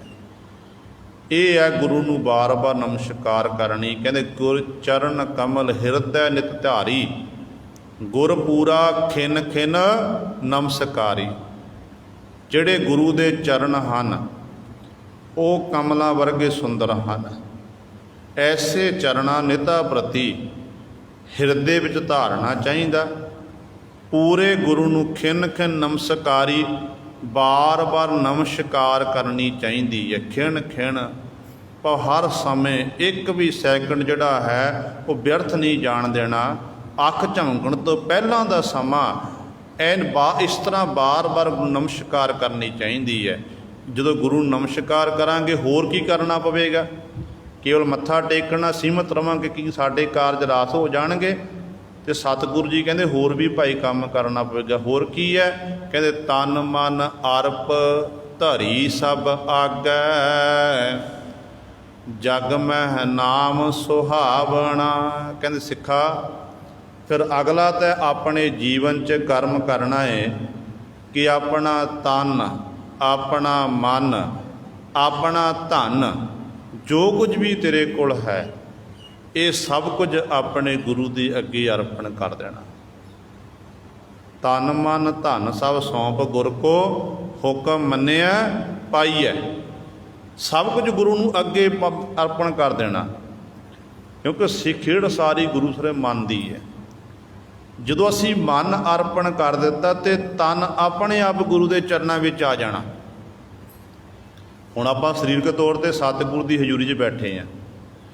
ਬਹੁਤ ਦਾਰ ਵਿੱਚ ਸਾਡੀ ਹਾਲਤ ਇਹੋ ਜਿਹੀ ਹੈ ਕਿ ਸਰੀਰਕ ਤੌਰ 'ਤੇ ਬੈਠੇ ਹੋਏ ਹਾਂ, ਪਰ ਮਨ ਕਰਕੇ ਆਪਾਂ ਬਾਹਰ, ਸਾਡਾ ਮਨ ਬਾਹਰ ਉਡਾਰੀਆਂ ਮਾਰ ਰਿਹਾ ਹੈ। ਅਤੇ ਗੱਲ ਸਾਰੀ ਜਦੋਂ ਮਨ ਸਾਡਾ ਗੁਰੂ ਦੇ ਚਰਨਾਂ ਵਿੱਚ ਆ ਗਿਆ, ਮਨ ਖੁੱਭ ਗਿਆ ਗੁਰੂ ਚਰਨਾਂ ਵਿੱਚ, ਤੇ ਉਦੋਂ ਫਿਰ ਸਰੀਰ ਸਾਡਾ ਆਪਣੇ ਆ ਸਤਿਗੁਰ ਦੇ ਦਰ 'ਤੇ ਪ੍ਰਵਾਨ ਹੋ ਜਾਣਾ। ਫਿਰ ਸਾਡੀ ਜਿਹੜੀ ਜਮ੍ਹਾਂ ਪੂੰਜੀ ਧਨ ਸੰਪਦਾ ਹੈ ਉਹ ਵੀ ਸਤਿਗੁਰ ਦੇ ਦਰ 'ਤੇ ਪ੍ਰਵਾਨ ਹੋ ਜਾਣੀ ਹੈ, ਜਦੋਂ ਗੱਲ ਤਾਂ ਸਾਰੀ ਖੇਡ ਮਨ ਦੀ ਹੈ। ਤੇ ਪਾਤਸ਼ਾਹ ਕਹਿੰਦੇ ਇਹ ਤੂੰ ਅਰਪ ਆਪਣੇ ਗੁਰੂ ਦੇ ਅੱਗੇ, ਤੇ ਗੁਰੂ ਪਾਤਸ਼ਾਹ ਤੂੰ ਨਾਮ ਦੀ ਦਾਤ ਲੈ। ਨਾਮ ਜਪਣ ਵਾਲੇ ਜਿਹੜੇ ਹੁੰਦੇ ਨੇ ਨਾ ਜੀਵ, ਜਿਹੜੇ ਨਾਮ ਜਪਦੇ ਨੇ, ਉਹ ਜੱਗ ਦੇ ਵਿੱਚ ਫਿਰ ਸੋਭਾ ਵਡਿਆਈ ਖੱਟਦੇ ਹਨ। ਸਭ ਤੋਂ ਸੁੰਦਰ ਜਿਹੜੀ ਦਾਤ ਹੈ ਉਹ ਪਰਮੇਸ਼ਰ ਦਾ ਨਾਮ ਹੀ ਹੈ। ਇਹ ਸੁਹਾਵਣਾ ਬੜਾ ਸੋਹਣਾ ਹੈ। ਜਿਹੜੇ ਨਾਮ ਜਪਦੇ ਨੇ, ਬੰਦਗੀ ਕਰਦੇ ਹਨ, ਉਹਨਾਂ ਉੱਤੇ ਫਿਰ ਗੁਰੂ ਦੀ ਬਖਸ਼ਿਸ਼ ਹੁੰਦੀ ਹੈ। ਭਾਈ ਸਾਹਿਬ ਭਾਈ ਗੁਰਦਾਸ ਜੀ ਬਚਨ ਕਰਦੇ ਨੇ, ਕਹਿੰਦੇ ਐ ਜੀਵ ਤੈਨੂੰ ਇਹ ਮਨੁੱਖਾ ਦੇਹੀ ਪ੍ਰਾਪਤ ਹੋਈ ਹੈ, ਇਹ ਪਰਮਾਤਮਾ ਦੀ ਇਬਾਦਤ ਕਰਨ ਵਾਸਤੇ ਹੀ ਪ੍ਰਾਪਤ ਹੋਈ ਹੈ। ਸਫਲ ਜਨਮ ਗੁਰ ਚਰਨ ਸ਼ਰਨ ਪ੍ਰਭ ਲਿਵ। ਕਹਿੰਦੇ ਨੇ ਗੁਰ ਸਫਲ ਜਨਮ ਗੁਰ ਚਰਨ ਸ਼ਰਨ, ਕਹਿੰਦੇ ਗੁਰੂ ਦੀ ਚਰਨ ਸ਼ਰਨ ਵਿੱਚ ਜਾ ਕੇ ਹੀ ਤੇਰਾ ਜਿਹੜਾ ਜੀਵਨ ਸਫਲ ਹੋਣਾ ਹੈ। ਇਸੇ ਪ੍ਰਕਾਰ ਕਹਿੰਦੇ ਨੇ ਸਫਲ ਦ੍ਰਿਸ਼ਟ ਗੁਰ ਅਵਲੋਕਨ ਲਵਈ ਹੈ। ਆਪਣੇ ਨੇਤਰਾਂ ਦੇ ਨਾਲ ਜਿਹੜੇ ਗੁਰੂ ਦੇ ਦੀਦਾਰ ਕਰਨੇ, ਦਰਸ਼ਨ ਕਰਨੇ। ਮਾਨੋ ਤੂੰ ਸਾਰੇ ਸੰਸਾਰ ਨੂੰ ਆਪਣੇ ਨੇਤਰਾਂ ਨਾਲ ਦੇਖ ਰਿਹਾ, ਚੰਗਾ ਮਾੜਾ ਦੇਖ ਰਿਹਾ, ਸੰਸਾਰ 'ਚ ਵਿਚਰਦਾ ਏ, ਪਰ ਨੇਤਰ ਤੇਰੇ ਉਦੋਂ ਸਫਲ ਹੋਣੇ ਨੇ ਜਦੋਂ ਤੂੰ ਇਹਨਾਂ ਨੇਤਰਾਂ ਦੇ ਰਾਹੀਂ ਆਪਣੇ ਗੁਰੂ ਦੇ ਦੀਦਾਰ ਕਰ ਲਵੇਗਾ। ਵੱਡੇ ਸਾਡੇ ਭਾਗ ਨੇ, ਚੰਗੇ ਕਰਮ ਨੇ। ਗੁਰੂ ਦੀ ਹਜ਼ੂਰੀ ਵਿੱਚ ਬੈਠ ਕੇ ਜਿੱਥੇ ਆਪਾਂ ਕਥਾ ਕੀਰਤਨ ਸੁਣਦੇ ਹਾਂ, ਜੁਗੋ ਜੁਗ ਅਟਲ ਧੰਨ ਗੁਰੂ ਗ੍ਰੰਥ ਸਾਹਿਬ ਮਹਾਰਾਜ ਸਖਿਆਤ ਰੂਪ ਵਿੱਚ ਦਰਸ਼ਨ ਦਰਪਾ ਕਰ ਰਹੇ ਹਾਂ। ਸਾਰਿਆਂ ਨੂੰ ਸੰਗਤ ਪ੍ਰਾਪਤ ਨਹੀਂ ਹੁੰਦੀ ਹੈ। ਹੁਣ ਦੇਖੋ ਗੁਰਦੁਆਰਾ ਸਾਹਿਬ ਬਿਲਕੁਲ ਸੜਕ ਦੇ ਨਾਲ, ਕਿੰਨੇ ਲੋਕ ਲੰਘਦੇ ਨੇ, ਕਿੰਨੇ ਆਉਂਦੇ, ਕਿੰਨੇ ਜਾਂਦੇ ਨੇ, ਪਰ ਹੁਕਮ ਨਹੀਂ ਹੈ। ਮੱਥਾ ਟੇਕਣ ਦਾ ਹੁਕਮ ਨਹੀਂ ਹੈ। ਜਿਨ੍ਹਾਂ ਉੱਤੇ ਬਖਸ਼ਿਸ਼ ਹੈ ਉਹ ਗੁਰੂ ਦੀ ਹਜ਼ੂਰੀ ਵਿੱਚ ਆ ਕੇ ਸਤਿਗੁਰ ਨੂੰ ਸਜਦਾ ਕਰਦੇ, ਨਮਸਕਾਰ ਕਰਦੇ ਹਨ। ਇਹ ਗੁਰੂ ਦੀ ਕਿਰਪਾ ਹੈ, ਗੁਰੂ ਦੀ ਰਹਿਮਤ ਹੈ। ਐਵੇਂ ਨਹੀਂ ਮੱਥਾ ਟੇਕਿਆ ਜਾਂਦਾ। ਜੇ ਗੁਰੂ ਨੇ ਸਾਡੇ ਉੱਤੇ ਬਖਸ਼ਿਸ਼ ਕੀਤੀ ਹੈ ਤਾਂ ਸਤਿਗੁਰੂ ਜੀ ਦੀ ਹਜ਼ੂਰੀ ਵਿੱਚ ਸਾਨੂੰ ਬੈਠਣ ਦਾ ਸੁਭਾਗ ਪ੍ਰਾਪਤ ਹੋਇਆ ਹੈ। ਹਰ ਇੱਕ ਨੂੰ ਨਸੀਬ ਨਹੀਂ ਹੁੰਦਾ। ਕਈ ਐਸੇ ਨੇ ਜਿਹੜੇ ਬਿਲਕੁਲ ਗੁਰਦੁਆਰਾ ਸਾਹਿਬ ਦੇ ਕੋਲ ਰਹਿੰਦੇ ਨੇ, ਗੁਰੂ ਘਰ ਦੇ ਕੋਲ ਰਹਿੰਦੇ ਨੇ, ਪਰ ਉਹ ਵੀ ਗੁਰੂ ਸਵਾਰਿਓ ਮੱਥਾ ਟੇਕਣ ਨਹੀਂ ਆਉਂਦੇ, ਕਿਉਂਕਿ ਉਹ ਕਈ ਵਾਰੀ ਸੰਗਰਾਂਦ ਨੂੰ ਆਉਂਦੇ ਨੇ, ਕਈ 6 ਮਹੀਨਿਆਂ ਬਾਅਦ, ਕਈ ਸਾਲ ਬਾਅਦ ਦੇਖੇ ਜਾਂਦੇ ਨੇ। ਜਦੋਂ ਮਾਘ ਦਾ ਮਹੀਨਾ ਸ਼ੁਰੂ ਹੁੰਦਾ, ਮਾਘ ਦੇ ਮਹੀਨੇ ਵਿੱਚ ਆਮ ਤੌਰ 'ਤੇ ਉਹ ਲੋਕ ਦੇਖੇ ਜਾਂਦੇ ਹਨ ਜਿਨ੍ਹਾਂ ਨੇ ਸਾਰਾ ਸਾਲ ਗੁਰੂ ਘਰ ਵਿਖੇ ਆ ਕੇ ਮੱਥਾ ਨਹੀਂ ਟੇਕਣਾ, ਸਜਦਾ ਨਹੀਂ ਕਰਨਾ, ਅਤੇ ਮਾਘ ਦੇ ਮਹੀਨੇ ਵਿੱਚ ਫਿਰ ਇੱਕ ਵੀ ਨਾਗਾ ਨਹੀਂ ਪੈਣ ਦੇਣਾ। ਇਹੋ ਜਿਹੇ ਲੋਕ ਵੀ ਹਨ। ਅਤੇ ਸਾਡੇ ਉੱਤੇ ਗੁਰੂ ਦੀ ਕਿਰਪਾ ਹੈ। ਆਪਾਂ ਨਿਤਾ ਪ੍ਰਤੀ ਗੁਰੂ ਦੀ ਕਥਾ ਕਹਾਣੀਆਂ, ਹਰ ਕੀਆਂ ਕਥਾ ਕਹਾਣੀਆਂ, ਗੁਰਮੀਤ ਸੁਣਾਈਆਂ। ਬਲਿਹਾਰੀ ਗੁਰ ਆਪਣੇ ਗੁਰ ਕੋ ਬਲ ਜਾਈਆ, ਆਏ ਮਿਲ ਗੁਰ ਸਿੱਖ ਆਏ ਮਿਲ, ਤੂੰ ਮੇਰੇ ਗੁਰੂ ਕੇ ਪਿਆਰੇ। ਗੁਰੂ ਕਾ ਜਸ ਸੁਣਦੇ ਹਾਂ, ਸੁਣਾਉਂਦੇ ਹਾਂ। ਇਹ ਗੁਰੂ ਸਵਾਰੇ ਗੁਰੂ ਦੀ ਸਾਡੇ ਉੱਤੇ ਬਖਸ਼ਿਸ਼ ਹੈ, ਨਿਤਾ ਪ੍ਰਤੀ ਬਖਸ਼ਿਸ਼ ਹੋ ਰਹੀ ਹੈ। ਧੰਨਵਾਦ ਕਰੋ, ਵਾਰ-ਵਾਰ ਗੁਰੂ ਦਾ ਸ਼ੁਕਰ ਕਰੋ। ਅਤੇ ਸਤਿਗੁਰੂ ਕਹਿੰਦੇ ਇਸ ਪ੍ਰਕਾਰ ਆਪਣਾ ਆਪ ਗੁਰੂ ਨੂੰ ਅਰਪਣ ਕਰ। ਆਪਣਾ ਤਨ ਵੀ, ਆਪਣਾ ਮਨ ਵੀ, ਆਪਣਾ ਸਭ ਕੁਝ ਗੁਰੂ ਦੇ ਅੱਗੇ ਧਰ ਦੇ। ਅਤੇ ਸਤਿਗੁਰੂ ਦੇ ਅੱਗੇ ਬੇਨਤੀ ਕੀ ਕਰਨੀ ਹੈ? ਸਭ ਜਗ ਕਹਿੰਦੇ ਤਨ ਮਨ ਅਰਪ ਧਰੀ ਸਭ ਆਗੈ, ਜਗ ਮਹਿ ਨਾਮ ਸੁਹਾਵਣਾ। ਅਤੇ ਗੁਰੂ ਪਾਸ ਇੱਕ ਦਾਤ ਮੰਗ ਕੇ ਪਾਤਸ਼ਾਹ ਜੀ ਸਾਡੇ ਉੱਤੇ ਬਖਸ਼ਿਸ਼ ਕਰ, ਸਾਨੂੰ ਆਪਣੇ ਨਾਮ ਦੀ ਦਾਤ ਦੇਣਾ ਕਰ, ਕਿਉਂਕਿ ਜਗਤ ਦੇ ਵਿੱਚ ਕੇਵਲ ਅਤੇ ਕੇਵਲ ਪਰਮਾਤਮਾ ਆਪ ਜੀ ਦਾ ਨਾਮ ਹੀ ਸੁਹਾਵਣਾ ਸੋਭਨੀਕ ਹੈ। ਇਹ ਸਾਨੂੰ ਨਾਮ ਦੀ ਦਾਤ ਦੇ। ਸੋ ਠਾਕੁਰ ਕਿਉ ਮਨਹੁ ਵਿਸਾਰੇ, ਜੀਓ ਪਿੰਡ ਦੇ ਸਾਜ ਸਵਾਰੇ। ਅਗਲੇ ਬੰਦ ਵਿੱਚ ਪਾਤਸ਼ਾਹ ਜੀ ਬਚਨ ਕਰਦੇ ਹਨ, ਕਹਿੰਦੇ ਨੇ ਭਾਈ ਸੋ ਠਾਕੁਰ, ਉਹ ਜਿਹੜਾ ਠਾਕੁਰ ਹੈ ਸਾਰਿਆਂ ਦਾ ਮਾਲਕ। ਤਿੰਨ ਦੇਵਤੇ ਮੰਨੇ ਗਏ ਨੇ ਹਿੰਦੂ ਮਤ ਅਨੁਸਾਰ, ਲੈਤਾ ਕਰਨ ਵਾਲਾ, ਪਾਲਣਾ ਕਰਨ ਵਾਲਾ ਤੇ ਪੈਦਾ ਕਰਨ ਵਾਲਾ, ਜਿਹਨੂੰ ਆਪਾਂ ਕਹਿੰਦੇ ਨੇ ਬ੍ਰਹਮਾ ਵਿਸ਼ਨ ਮਹੇਸ਼। ਜਿਹੜਾ ਤਿੰਨਾਂ ਦੇਵਤਿਆਂ ਦਾ ਮਾਲਕ ਹੈ ਉਹਨੂੰ ਕਹਿੰਦੇ ਨੇ ਠਾਕੁਰ। ਕਹਿੰਦੇ ਉਹ ਜਿਹੜਾ ਠਾਕੁਰ ਐਡਾ ਵੱਡਾ ਦਾਤ ਜਿਹਨੇ ਇਹ ਤਿੰਨ ਦੇਵਤੇ ਤੇ ਪੈਦਾ ਕੀਤੇ, 33 ਕਰੋੜ ਦੇਵਤੇ ਬਣਾਏ, ਜਿਹਨੇ ਸਾਰੇ ਸੰਸਾਰ ਨੂੰ ਬਣਾਇਆ, 3 ਲੋਕ ਬਣਾਉਣਾ ਕੀਤੇ ਨੇ। ਕਹਿੰਦੇ ਐ ਭਾਈ ਕਿਉਂ ਮਨੋਂ ਵਿਸਾਰੇ, ਤੇ ਆਪਣੇ ਮਨ ਵਿੱਚੋਂ ਉਸ ਮਾਲਕ ਨੂੰ ਕਿਉਂ ਵਿਸਾਰ ਦਿੱਤਾ। ਤੈਨੂੰ ਪਤਾ ਹੈ ਜੀਓ ਪਿੰਡ ਦੇ ਸਾਜ ਸਵਾਰੇ। ਪਰਮਾਤਮਾ ਨੇ ਜਦੋਂ ਤੈਨੂੰ ਸੰਸਾਰ ਵਿੱਚ ਭੇਜਿਆ, ਸੰਸਾਰ ਵਿੱਚ ਭੇਜਣ ਵੇਲੇ ਪਰਮਾਤਮਾ ਨੇ ਤੈਨੂੰ ਸਰੀਰ ਦੇਣਾ ਕੀਤਾ। ਸਰੀਰ ਤੇਰਾ ਮਾਤਾ ਦੇ ਗਰਭ ਵਿੱਚ ਬਣਿਆ, ਉਹਦੇ 'ਚ ਜਿੰਦ ਪਾਈ, ਫਿਰ ਤੈਨੂੰ ਚੰਗੀ ਤਰ੍ਹਾਂ ਸਵਾਰ ਕੇ ਤੇਰੇ ਨੈਣ ਨਕਸ਼ ਬਣਾ ਕੇ ਤੈਨੂੰ ਵਾਹਿਗੁਰੂ ਨੇ ਸੰਸਾਰ ਵਿੱਚ ਭੇਜਿਆ। ਫਿਰ ਤੂੰ ਉਸ ਮਾਲਕ ਦਾ ਸ਼ੁਕਰ ਕਿਉਂ ਨਹੀਂ ਕਰਦਾ। ਜਦੋਂ ਤੂੰ ਮਾਤਾ ਦੇ ਪਰਮਾਤਮਾ ਪਾਸੋਂ ਕਿਹੜੀਆਂ ਦਾਤਾਂ ਲੈ ਕੇ ਆਇਆ।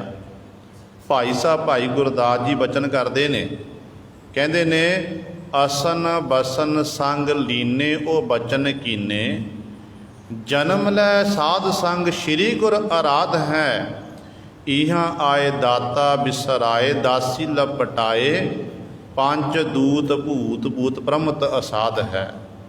ਕਹਿੰਦੇ ਜਦੋਂ ਮਾਲਕ ਦੀ ਕਿਰਪਾ ਦੇ ਨਾਲ ਤੇਰਾ ਸੰਸਾਰ ਵਿੱਚ ਆਉਣਾ ਹੋਇਆ, ਵਾਹਿਗੁਰੂ ਨੇ ਤੈਨੂੰ ਦਾਤਾਂ ਦੇਣਾ ਕੀਤੀਆਂ, ਤੈਨੂੰ ਛਕਣ ਲਈ ਭੋਜਨ ਦੇਣਾ ਕੀਤਾ, ਪਹਿਨਣ ਲਈ ਵਸਤਰ ਦੇਣਾ ਕੀਤੇ।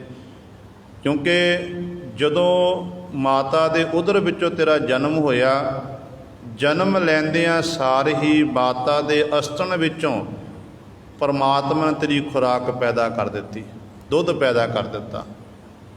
ਤੇ ਤੇਰੇ ਟਹਿਲ ਸੇਵਾ ਲਈ ਤੇਰੀ ਮਾਂ, ਤੇਰਾ ਪਿਤਾ, ਤੇਰੇ ਉਹ ਜਿਹੜੇ ਵਸਤਰਾਂ ਨੂੰ ਬਦਲਦੇ ਨੇ, ਤੇਰੇ ਵਾਰ-ਵਾਰ ਤੇਰੇ ਤਨ ਨੂੰ ਢੱਕਦੇ ਨੇ, ਇਹ ਸਾਰੇ ਹੀ ਪਰਮਾਤਮਾ ਨੇ ਦੇਣਾ ਕੀਤੇ। ਹੈ ਦੇਣ ਪਰਮਾਤਮਾ ਦੀ। ਕਈ ਵਾਰੀ ਐਸਾ ਹੁੰਦਾ ਆਪਾਂ ਦੇਖਦੇ ਹਾਂ, ਬੱਚੇ ਦਾ ਜਨਮ ਹੁੰਦਾ, ਜਨਮ ਲੈਂਦਿਆਂ ਸਾਰ ਹੀ ਬੱਚੇ ਦੀ ਮਾਂ ਚੜ੍ਹਾਈ ਕਰ ਜਾਂਦੀ ਹੈ, ਕਈ ਵਾਰੀ ਪਿਤਾ ਵੀ ਚੜ੍ਹਾਈ ਕਰ ਜਾਂਦਾ ਹੈ। ਇਹੋ ਜਿਹੀਆਂ ਆਪਾਂ ਘਟਨਾਵਾਂ ਆਮ ਦੇਖਦੇ ਹਾਂ। ਪਰ ਸੱਚੇ ਪਾਤਸ਼ਾਹ ਕਿਰਪਾ ਕਰਨ ਕਿਸੇ ਵੀ ਬੱਚੇ ਨਾਲ ਇਹੋ ਜਿਹੀ ਘਟਨਾ ਨਾ ਵਾਪਰੇ। ਜਿਸ ਬੱਚੇ ਦਾ ਜਨਮ ਲੈਂਦਿਆਂ ਸਾਰਾ ਮਾਂ ਬਾਪ ਚਲਿਆ ਜਾਵੇ, ਉਹ ਬੱਚਾ ਗੁਰੂ ਸਰੇ ਅਨਾਥ ਹੋ ਜਾਂਦਾ ਹੈ। ਤੇ ਸਤਿਗੁਰੂ ਕਹਿੰਦੇ ਦੇਖ ਭਾਈ, ਤੈਨੂੰ ਪਰਮਾਤਮਾ ਨੇ ਇਹ ਸਭ ਕੁਝ ਦਿੱਤਾ,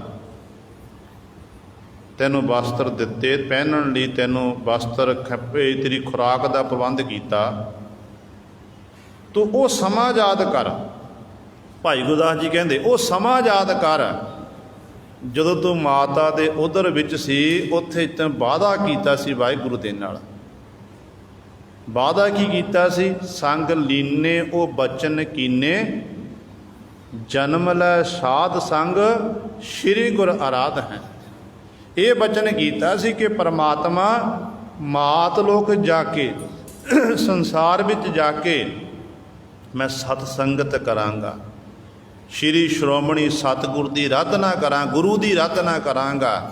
ਤੇ ਪਾਤਸ਼ਾਹ ਕਹਿੰਦੇ ਅੱਜ ਤੇਰਾ ਉਹ ਬਚਨ ਕਿੱਥੇ ਗਿਆ ਭਾਈ। ਅਸਲ ਵਿੱਚ ਮਨੁੱਖ ਦੇ ਬਸ ਦੀ ਗੱਲ ਨਹੀਂ ਹੈ। ਇਹ ਸਾਰੀ ਪਰਮਾਤਮਾ ਜਿਹੜੀ ਪੈਦਾ ਕੀਤੀ ਹੋਈ ਮਾਇਆ ਹੈ, ਮਾਇਆ ਦਾ ਪ੍ਰਭਾਵ ਐਸਾ ਹੈ ਜਿਸ ਕਰਕੇ ਮਨੁੱਖ ਨੂੰ ਕੁਝ ਵੀ ਪਤਾ ਨਹੀਂ ਲੱਗਦਾ। ਆਪਾਂ ਰੋਜ਼ਾਨਾ ਪੜ੍ਹਦੇ ਹਾਂ ਨਾ, ਗੁਰੂ ਸਾਹਿਬਾਨ ਜੀ ਕਹਿੰਦੇ ਨੇ ਜੈਸੀ ਅਗਨ ਉਦਰ ਮੈਂ ਤੈਸੀ ਬਾਹਰ ਮਾਇਆ, ਮਾਇਆ ਅਗਨ ਸਭ ਇੱਕੋ ਜਿਹੀ, ਕਰਤੈ ਖੇਲ ਰਚਾਇਆ, ਜਾਤ ਸੁਭਾਣਾ ਤਾਂ ਜੰਮਿਆ, ਪਰਿਵਾਰ ਭਲਾ ਭਾਇਆ। ਜਦੋਂ ਪਰਮਾਤਮਾ ਨੂੰ ਭਾਇਆ, ਜਨਮ ਲੈ ਕੇ ਸੰਸਾਰ 'ਚ ਆ ਗਿਆ ਤੇ ਪਰਿਵਾਰ ਦੇ ਜੀਵਨ ਨੇ ਭਲਾ ਪਾਇਆ, ਖੁਸ਼ੀ ਮਨਾਉਣਾ ਕੀਤੀ। ਪਰਿਵਾਰ ਦੇ ਜਿਉਂ ਚੰਗਾ ਲੱਗਿਆ ਉਹ ਅਵਸਰ ਸਮਾਂ, ਜਾਤ ਸੁਭਾਣਾ ਤਾਂ ਜੰਮਿਆ, ਪਰਿਵਾਰ ਭਲਾ ਭਾਇਆ। ਫਿਰ ਅੱਗੇ ਖੇਡ ਕਿਹੜੀ ਵਰਤੀ ਹੈ? ਕਹਿੰਦੇ ਨੇ ਲਿਵ ਛੁੜਕੀ ਲੱਗੀ ਤ੍ਰਿਸ਼ਨਾ ਮਾਇਆ ਅੰਮ੍ਰਿਤ ਵਰਤਾਇਆ। ਮਾਤਾ ਦੇ ਗਰਭ ਵਿੱਚੋਂ ਬਾਹਰ ਆਇਆ ਤੇ ਆਉਂਦਿਆਂ ਸਾਰ ਹੀ ਕਹਿੰਦੇ ਨੇ ਪਰਮਾਤਮਾ ਨਾਲ ਲਿਵ ਟੁੱਟ ਗਈ, ਮਾਇਆ ਨੇ ਪ੍ਰਭਾਵ ਵਰਤਾਤਾ। ਐਸੀ ਤ੍ਰਿਸ਼ਨਾ ਲੱਗੀ ਕਿ ਮਾਇਆ ਨੇ ਆਪਣਾ ਪ੍ਰਭਾਵ ਵਰਤਾਇਆ ਤੇ ਮਾਇਆ ਦੇ ਅਧੀਨ ਹੀ ਹੋ ਗਿਆ ਸਭ ਕੁਝ। ਲਿਵ ਛੁੜਕੀ ਲੱਗੀ ਤ੍ਰਿਸ਼ਨਾ ਮਾਇਆ ਅਮਰ ਵਰਤਾਇਆ। ਤੇ ਸਤਿਗੁਰੂ ਜੀ ਇਹ ਮਾਇਆ ਖੋਰ ਕੀ ਕਰਦੀ ਹੈ? ਕਹਿੰਦੇ ਇਹ ਮਾਇਆ ਜਿਤ ਹਰ ਵਿਸਰੈ ਮੋਹ ਉਪਜੈ ਭਾਉ ਦੂਜਾ ਲਾਇਆ। ਮਾਇਆ ਨੂੰ ਪ੍ਰਾਪਤ ਕਰਕੇ ਕਹਿੰਦੇ ਹਰੀ ਵਿਸਰਦਾ, ਜੀਵ ਦੇ ਅੰਦਰ ਮੋਹ ਪੈਦਾ ਹੁੰਦਾ, ਦਵੈਤ ਵਿੱਚ ਜੀ ਫਸ ਜਾਂਦਾ ਹੈ। ਤੇ ਸਤਿਗੁਰੂ ਜੀ ਕੋਈ ਬਚਦਾ ਵੀ ਇਸ ਮਾਇਆ ਤੋਂ। ਤੇ ਅਗਲੀ ਪੰਕਤੀ 'ਚ ਪਾਤਸ਼ਾਹ ਬਚਨ ਕਰਦੇ ਹਨ, ਕਹਿੰਦੇ ਨੇ ਲਿਵ ਛੁੜਕੀ ਲੱਗੀ ਤ੍ਰਿਸ਼ਨਾ ਮਾਇਆ ਅੰਮ੍ਰਿਤ ਵਰਤਾਇਆ। ਇਹ ਮਾਇਆ ਜਿਤ ਹਰ ਵਿਸਰੈ ਮੋਹ ਉਪਜੈ ਭਾਉ ਦੂਜਾ ਲਾਇਆ।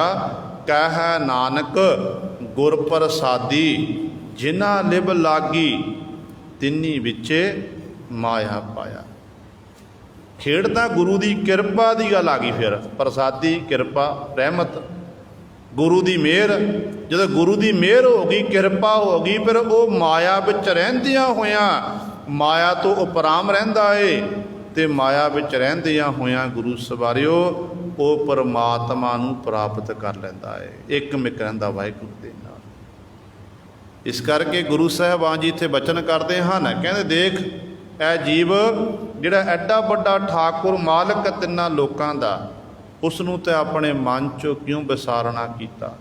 ਤੈਨੂੰ ਪਤਾ ਵਾਹਿਗੁਰੂ ਨੇ ਤੈਨੂੰ ਪਿੰਡ ਜੀਓ ਪਿੰਡ ਦੇ ਸਾਜ ਸਵਾਰੇ, ਜੀਓ ਜਿੰਦ ਪਿੰਡ ਸਰੀਰ ਦੇ ਕੇ ਜਿੰਦ ਪਾ ਦਿੱਤੀ, ਚੰਗੀ ਤਰ੍ਹਾਂ ਸਵਾਰ ਕੇ ਤੇਰੇ ਸੁੰਦਰ ਨੈਣ ਨਕਸ਼ ਬਣਾ ਕੇ ਤੈਨੂੰ ਰੂਪ ਰੰਗ ਪਰਮਾਤਮਾ ਨੇ ਬਖਸ਼ਿਆ, ਸਵਾਰ ਕੇ ਤੈਨੂੰ ਸੰਸਾਰ 'ਚ ਭੇਜਿਆ। ਤੂੰ ਫਿਰ ਉਸ ਮਾਲਕ ਦਾ ਨਾਮ ਕਿਉਂ ਨਹੀਂ ਜਪਦਾ ਭਾਈ? ਸਾਸ ਗਰਾਸ ਸੰਭਾਲੇ ਕਰਤਾ ਕੀਤਾ ਆਪਣਾ ਪਾਵਣਾ। ਅਗਲਾ ਬਚਨ ਗੁਰੂ ਸਾਹਿਬਾਨ ਜੀ ਕੇ ਬਚਨ ਕਰਦੇ ਹਨ, ਕਹਿੰਦੇ ਦੇਖ ਭਾਈ ਜਿਹੜਾ ਕਰਤਾ ਪਰਮੇਸ਼ਰ ਹੈ ਨਾ, ਕਰਨ ਵਾਲਾ, ਤੂੰ ਕਰਤਾ ਸੱਚਿਆਰ ਮੈਡਾ ਸਾਈ ਜੋ ਤੋ ਭਾਵੈ ਸੋਈ ਥੀਸੀ। ਜਿਹੜਾ ਵਾਹਿਗੁਰੂ ਕਰਨ ਵਾਲਾ ਹੈ ਉਹ ਤੇਰੇ ਹਰੇਕ ਸਾਹ ਦੇ ਰਾਹੀਂ, ਜਦੋਂ ਤੂੰ ਸਾਹ ਲੈਂਦਾ ਉਦੋਂ ਵੀ ਤੇਰੀ ਸੰਭਾਲ ਕਰਦਾ, ਜਦੋਂ ਸਾਹ ਤੂੰ ਬਾਹਰ ਕੱਢਦਾ ਏ ਉਦੋਂ ਵੀ ਤੇਰੀ ਸੰਭਾਲ ਕਰਦਾ। ਉਹੀ ਉਹਦੇ ਹੁਕਮ ਦੇ ਵਿੱਚ ਹੀ ਤੈਨੂੰ ਸਾਹ ਆ ਰਿਹਾ ਹੈ। ਉਹਦਾ ਹੁਕਮ ਹੈ, ਤੂੰ ਸਾਹ ਲੈ ਰਿਹਾ, ਜਦੋਂ ਦਾ ਹੁਕਮ ਉਹਨੇ ਆਪਣਾ ਹੁਕਮ ਹਟਾ ਲਿਆ ਉਦੋਂ ਤੇਰੇ ਸਾਹ ਬੰਦ ਹੋ ਜਾਣੇ ਨੇ। ਜਦੋਂ ਮਨੁੱਖ ਚੜ੍ਹਾਈ ਕਰਦਾ, ਸਰੀਰ ਉਹੀ ਹੁੰਦਾ ਹੈ ਜਿਹੜੇ ਪਰਿਵਾਰ ਦੇ ਜੀ ਸਾਰੇ ਬੈਠੇ ਹੁੰਦੇ ਨੇ। ਕਿਸੇ ਦਾ ਭਰਾ ਹੁੰਦਾ, ਕਿਸੇ ਦਾ ਤਾਇਆ, ਕਿਸੇ ਦਾ ਚਾਚਾ ਹੁੰਦਾ, ਕਿਸੇ ਦਾ ਪੁੱਤਰ ਹੁੰਦਾ। ਤੇ ਗੁਰੂ ਸਵਾਰਿਓ ਪਰ ਉਹੀ ਸਰੀਰ ਹੁੰਦਾ ਹੈ ਤੇ ਉਸੇ ਸਰੀਰ ਨੂੰ ਫਿਰ ਸਾਰੇ ਪਰਿਵਾਰ ਦੇ ਮੈਂਬਰ ਇਕੱਠੇ ਹੋ ਕੇ ਉਹ ਸੰਸਕਾਰ ਕਰਨ ਲਈ ਚੁੱਕ ਕੇ ਲੈ ਕੇ ਜਾਂਦੇ ਨੇ। ਇੱਕ ਦਿਨ ਤੋਂ ਵੱਧ ਉਹ ਘਰ ਵਿੱਚ ਰੱਖਦੇ ਨਹੀਂ। ਫਿਰ ਖੇਡ ਕੀ ਹੈ? ਖੇਡ ਸਾਰੀ ਸਵਾਸਾਂ ਦੀ ਹੈ। ਜੋ ਸਵਾਸ ਮੁੱਕ ਗਏ ਉਹ ਡੈੱਡ ਬੋਡੀ ਹੈ। ਜੋ ਸਾਹ ਚੱਲ ਰਹੇ ਨੇ ਉਦੋਂ ਮਨੁੱਖ ਜਿਉਂਦਾ ਹੈ। ਮਨੁੱਖ ਫਿਰ ਮੈਂ ਮੇਰੀ ਕਰਦਾ ਫਿਰਦਾ ਹੈ। ਅਸਲ ਵਿੱਚ ਸਤਿਗੁਰੂ ਕਹਿੰਦੇ ਨੇ ਉਹੀ ਪਰਮਾਤਮਾ ਤੇਰੀ ਸੰਭਾਲ ਕਰਨ ਵਾਲਾ ਸਾਸ ਗਰਾਸ ਦੁਆਰਾ। ਜਿਹੜੇ ਬਾਕੀ ਤੈਨੂੰ ਦੁੱਖ ਤੇ ਸੁੱਖ ਨੇ, ਆਮ ਤੌਰ 'ਤੇ ਮਨੁੱਖ ਦੀ ਆਦਤ ਕੀ ਹੈ ਕਿ ਜਦੋਂ ਮਨੁੱਖ ਨੂੰ ਦੁੱਖ ਆਉਂਦਾ, ਦੁੱਖ ਵੇਲੇ ਮਨੁੱਖ ਰੱਬ ਨੂੰ ਉਲਾਂਭੇ ਦੇਣ ਲੱਗ ਪੈਂਦਾ। ਸੁੱਖ ਆਉਂਦਾ ਤੇ ਸੁੱਖ ਵੇਲੇ ਫਿਰ ਹੰਕਾਰ ਵਿੱਚ ਅਫਰਦਾ, ਭੁੱਲ ਜਾਂਦਾ ਪਰਮਾਤਮਾ ਨੂੰ। ਤੇ ਸਤਿਗੁਰੂ ਕਹਿੰਦੇ ਜਿਹੜੇ ਦੁੱਖ ਤੇ ਸੁੱਖ ਨੇ, ਗਰੀਬੀ ਤੇ ਅਮੀਰੀ ਹੈ, ਕਹਿੰਦੇ ਇਹ ਕੀਤਾ ਆਪਣਾ ਪਾਵਣਾ। ਤੂੰ ਆਪਣੇ ਕੀਤੇ ਹੋਏ ਕਰਮਾਂ ਅਨੁਸਾਰ ਹੀ ਪ੍ਰਾਪਤ ਕਰ ਰਿਹਾ ਹੈ। ਜੋ ਤੂੰ ਬੀਜਣਾ ਕੀਤਾ ਨਾ ਉਹ ਤੈਨੂੰ ਮਿਲ ਰਿਹਾ। ਸਰੀਰ ਕੀ ਹੈ? ਇੱਕ ਕਰਮ ਭੂਮੀ ਹੈ।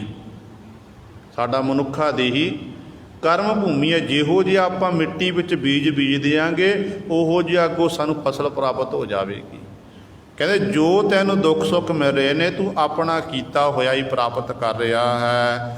जाते बिरथा कोऊ नाही। आठ पहर हर रख मन माही। अगला बचन गुरु पातशाह जी करते हैं कि जाते बिरथा कोई ना।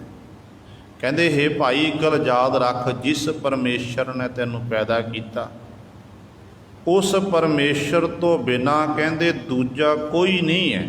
जे तू सोचे ना कि परमात्मा तो बिना कोई होर भी ताकत है, सारिया ताकतां उसे ही परमात्मा विचों पैदा हुईयां ने। वाहिगुरू एक समुंदर दी न्याई है। समुंदरां दे विचों पानी बाहर निकलिया, किसी समुंदर दे पानी ने नदी का रूप धारण कर लिया, किसी समुंदर दे पानी ने दरिया का रूप धारण किया। ते असल विच है तो समुंदर का ही रूप ने ना। जदों यही नदियां ते नाले जाके समुंदर में समा जाण फिर गुरु सवारे वो समुंदर का ही रूप बन जाते। वखरे उदों लगते ने जदों समुंदर नालों वखरे होए, समुंदर नाल विछोड़ा पै गया। असल में जिन्नियां भी ताकतां ने शक्तियां ने वो सारियां परमात्मा दियां पैदा कीतियां हुईयां ने। जदों मनुख फिर जदों ताकतवर मनुख जीव ये मान करदा कि मैं वड्डा आ हाँ, तो उदों गुरु सवारे एक तरह अहंकार विच अफरिया फिरदा जीव। जदों ये अंदरों मैं मुक गई तो उहदे विच जाके समा जांदा, फिर समुंदर का रूप बनता है। फिर मैं नहीं रहिंदी उत्थे। तो सतगुरु कहते ने फिर इस करके उस परमात्मा तो बिना दूजा कोई नहीं है। उहदा ही पैदा किया सब कुछ है, चंगे माड़े सब कुछ उस मालक दे पैदा किए, उह तो बिना दूजा कोई नहीं है। इस करके आठ पहर हर रख मन माही। हे भाई अठे पहर ऐसे परमेश्वर दे ध्यान नूं तू अपने मन विच रखना कर। भाव ऐसे परमेश्वर की याद नूं तू मन विच रख, ऐसे परमेश्वर की आराधना करना कर जिस जिहड़े परमेश्वर ने सब कुछ पैदा किया है। साध संग भज अचुत सुआमी। दरगह शोभा पावना। सतगुरु जी फिर तरीका की ऐसे परमेश्वर नूं प्राप्त करन दा। ते सतगुरु कहंदे वो है साध संगत। जिवें आपां गुरु दी हजूरी सारे बैठे हैं, सत संगत, सत संगत च बैठ के ही ऐसे परमेश्वर नूं भज भजना कर, चेते कर। अचुत तो भाव है जिहड़ा नाश नहीं है, फानी नहीं है। आपां सारे नाशवंत हाँ, अज आ कलू आपां नहीं होवांगे, पर परमेश्वर अज भी है, अगे भी होवेगा, पिछे भी सी। हर समय विच परमेश्वर रहन वाला है। जिहड़ा कहते अनाश तो रहत अचुत स्वामी है, ऐसे मालक नूं गुरु की साध संग च बैठ के भजना कर। जो भजेगा फिर की प्राप्त होवेगा? कह दरग है शोभा पावना। ते पातशाह जी बचन करते हैं, कहते फिर भाई मालक की दरगाह विखे भाई तू शोभा वडियाई प्राप्त कर लवेगा। जिहड़े जपदे ने, जिन्हां ने उस मालक की इबादत की है, उन्हां दे नाम दुनिया विच रोशन रहिंदे ने। बेशक उन्होंने शरीर छड्डिया नूं कई साल लंघ गए ने, कई सौ साल लंघ चुके ने, पर अज भी उन्हों का नाम संसार विच कारण की है? क्योंकि उन्होंने संसार विच आके कमाई की है, चंगे कर्म किए ने। नाम जपण वालियां जिहड़ियां रूहां हुंदियां ने वो मालक के दर ते फिर प्रवान हो जांदियां ने। इस करके इत्थे भी वो शोभा वडियाई प्राप्त करते हैं। तो मालक की दरगाह वेखी उन्हें शोभा वडियाई ही प्राप्त होंदी है। इस करके सतगुरु समझाते हैं, कहते भाई उस मालक का सिमरन कर। तैनू मालक की दरगाह विखे जाके फिर तैनू कोई ये नहीं आखेगा रे रे दरगाह कह न कोऊ, आओ बैठ आदर सब देऊ। तैनू सारे सत्कार देणगे, ओए ओए नहीं आखण, रे रे नहीं आखणगे। जो मालक की दरगाह विखे जाएगा उत्थे आखणगे कि आओ भगत जी, आओ संत जी, आओ गुरसिख जी। ਜਿਹੜਾ ਜੀ ਸ਼ਬਦ ਹੈ ਇਹ ਸਤਿਕਾਰਵਾਚਕ ਹੈ। ਆਪਾਂ ਕਿਸੇ ਵੱਡੇ ਨੂੰ ਆਵਾਜ਼ ਮਾਰੀਏ ਨਾ, ਸਾਡੇ ਬੱਚੇ ਨੇ ਘਰ ਵਿੱਚ, ਤੇ ਬੱਚੇ ਜਦੋਂ ਕਿਸੇ ਨੂੰ ਆਵਾਜ਼ ਮਾਰੇ ਤੇ ਆਵਾਜ਼ ਮਾਰ ਕੇ ਵੱਡੇ ਨਾਲ ਨਾਮ ਨਾਲ ਜੀ ਸ਼ਬਦ ਨਾ ਵਰਤੇ, ਤੇ ਆਪਾਂ ਕਹਿਣ ਲੱਗੇ ਬੱਚਿਆਂ ਨੂੰ ਅਕਲ ਨਹੀਂ ਹੈ। ਮਾਂ ਬਾਪ ਨੇ ਬੱਚਿਆਂ ਨੂੰ ਅਕਲ ਨਹੀਂ ਸਿਖਾਈ, ਕਿਉਂਕਿ ਬੱਚਿਆਂ ਨੇ ਜੀ ਸ਼ਬਦ ਨਹੀਂ ਵਰਤਣਾ ਕੀਤਾ। ਜੀ ਸ਼ਬਦ ਸਤਿਕਾਰਯੋਗ ਹੈ। ਜਦੋਂ ਆਪਾਂ ਸਤਿਗੁਰ ਦੀ ਬਾਣੀ ਪੜ੍ਹਦੇ ਹਾਂ ਨਾ, ਗੁਰੂ ਸਾਹਿਬਾਨ ਨੇ ਜਿਨ੍ਹਾਂ ਮਹਾਂਪੁਰਖਾਂ ਨੇ ਸੰਸਾਰ ਵਿੱਚ ਕਮਾਈ ਕੀਤੀ ਹੈ, ਇਨਕਲਾਬ ਲਿਆਣਾ ਕੀਤਾ, ਉਹਨਾਂ ਦੀ ਬਾਣੀ ਜਦੋਂ ਦਰਜ ਕੀਤੀ ਗੁਰੂ ਗ੍ਰੰਥ ਸਾਹਿਬ ਮਹਾਰਾਜ ਵਿੱਚ, ਤੇ ਸਤਿਗੁਰੂ ਜੀ ਨੇ ਹਰ ਇੱਕ ਦੇ ਨਾਲ ਜੀ ਸ਼ਬਦ ਲਾਇਆ ਹੈ। ਜਦੋਂ ਭਗਤਾਂ ਦੀ ਗੱਲ ਕਰੀਏ, ਬਾਣੀ ਭਗਤ ਰਵਿਦਾਸ ਜੀ ਕੀ, ਬਾਣੀ ਕਬੀਰ ਜੀ ਕੀ, ਬਾਣੀ ਨਾਮਦੇਵ ਜੀ ਕੀ, ਬਾਣੀ ਸਦਨੇ ਜੀ ਕੀ। ਇਸ ਤਰ੍ਹਾਂ ਹਰ ਇੱਕ ਸ਼੍ਰੀ ਸੈਣ ਜੀ, ਜਦੋਂ ਭਾਈ ਸਾਹਿਬ ਸ਼੍ਰੀ ਸੈਣ ਜੀ ਦਾ ਸ਼ਬਦ ਪੜ੍ਹਦੇ ਹਾਂ ਭਗਤ ਜੀ ਦਾ, ਤੇ ਸ਼੍ਰੀ ਸ਼੍ਰੋਮਣੀ ਸੈਣ ਜੀ ਜੀ ਸ਼ਬਦ ਵਰਤਿਆ ਗੁਰੂ ਸਵਾਰਿਆ। ਸੋ ਕਹਿਣ ਦਾ ਭਾਵ ਹੈ ਕਿ ਸਾਨੂੰ ਸਤਿਗੁਰੂ ਨੇ ਦੱਸਿਆ ਹੈ, ਜੇ ਸਤਿਗੁਰੂ ਕਹਿੰਦੇ ਨੇ ਦਰਗਾਹ ਸੋਭਾ ਪਾਵਣਾ, ਤੇ ਪਾਤਸ਼ਾਹ ਨੇ ਪ੍ਰਤੱਖ ਤੌਰ 'ਤੇ ਗੁਰੂ ਗੁਰਬਾਣੀ ਵਿੱਚ ਸਾਨੂੰ ਇਹ ਦੱਸ ਦਿੱਤਾ ਕਿ ਭਾਈ ਵਾਕਈ ਨਾਮ ਜਪਣ ਵਾਲਿਆਂ ਨੂੰ ਇਸ ਤਰ੍ਹਾਂ ਮਾਣ ਸਨਮਾਨ ਮਿਲਦਾ ਹੈ। ਰਹਿੰਦੀ ਦੁਨੀਆ ਤੱਕ ਗੁਰੂ ਗ੍ਰੰਥ ਸਾਹਿਬ ਮਹਾਰਾਜ ਰਹਿਣਗੇ, ਤੇ ਰਹਿੰਦੀ ਦੁਨੀਆ ਤੱਕ ਹੀ ਇਹਨਾਂ ਭਗਤ ਸਾਹਿਬਾਨਾਂ ਨੂੰ, ਗੁਰਮੁਖਾਂ ਨੂੰ ਜੀ ਸ਼ਬਦ ਨਾਲ ਸੰਬੋਧਨ ਕੀਤਾ ਜਾਵੇਗਾ। ਜਦੋਂ ਬਾਣੀ ਪੜ੍ਹਾਂਗੇ ਤੇ ਉਦੋਂ ਜੀ ਸ਼ਬਦ ਹੀ ਨਾਲ ਵਰਤਿਆ ਜਾਵੇਗਾ। ਇਸ ਕਰਕੇ ਸਤਿਗੁਰੂ ਸਮਝਾਉਂਦੇ ਹਨ ਕਿ ਦਰਗਾਹ ਸੋਭਾ ਪਾਵਣਾ, ਉਹ ਗੁਰਮੁਖ ਜਨ ਜਿਹੜੇ ਸੰਗਤ ਕਰਦੇ ਹਨ, ਜਿਹੜੇ ਅਚੁੱਤ ਪਰਮੇਸ਼ਰ ਨੂੰ ਚੇਤੇ ਕਰਦੇ, ਸਾਰੇ ਸੁਆਮੀ ਮਾਲਕ ਨੂੰ ਯਾਦ ਕਰਦੇ ਨੇ, ਉਹਦੀ ਆਰਾਧਨਾ ਕਰਦੇ ਹਨ, ਉਹ ਫਿਰ ਮਾਲਕ ਦੀ ਦਰਗਾਹ ਵਿਖੇ ਸੋਭਾ ਵਡਿਆਈ ਪ੍ਰਾਪਤ ਕਰਦੇ ਹਨ। ਇਹ ਗੁਰੂ ਸਵਾਰਿਓ ਸਤਿਗੁਰੂ ਮਹਾਰਾਜ ਨੇ ਸਾਡੇ ਉੱਤੇ ਬਖਸ਼ਿਸ਼ ਕੀਤੀ ਹੈ। 3 ਬੰਦਾਂ ਦੀ ਵਿਚਾਰ ਹੋਈ ਹੈ, ਬਾਕੀ ਰਹਿੰਦੇ ਸ਼ਬਦ ਦੀ ਵਿਚਾਰ ਆਪਾਂ ਕੱਲ੍ਹ ਵਾਲੇ ਦੀਵਾਨਾਂ 'ਚ ਕਰਾਂਗੇ। ਹੋਈਆਂ ਭੁੱਲਾਂ ਚੁੱਕਾਂ ਦੀ ਖਿਮਾ। ਆਓ ਅਗਲੀਆਂ ਪੰਕਤੀਆਂ ਪੜ੍ਹ ਕੇ ਫਤਿਹ ਬੁਲਾਈਏ। 4 ਪਦਾਰਥ ਅਸ਼ਟ ਦਸਾ ਸਿੱਧ, ਨਾਮ ਨਿਧਾਨ ਸਹਿਜ ਸੁਖ ਨੌ ਨਿਧ, ਸਰਬ ਕਲਿਆਣ ਜੇ ਮਨ ਮਹਿ ਚਾਹੇ, ਮਿਲ ਸਾਧੂ ਸੁਆਮੀ ਰਾਵਣਾ। ਵਾਹਿਗੁਰੂ ਜੀ ਕਾ ਖਾਲਸਾ, ਵਾਹਿਗੁਰੂ।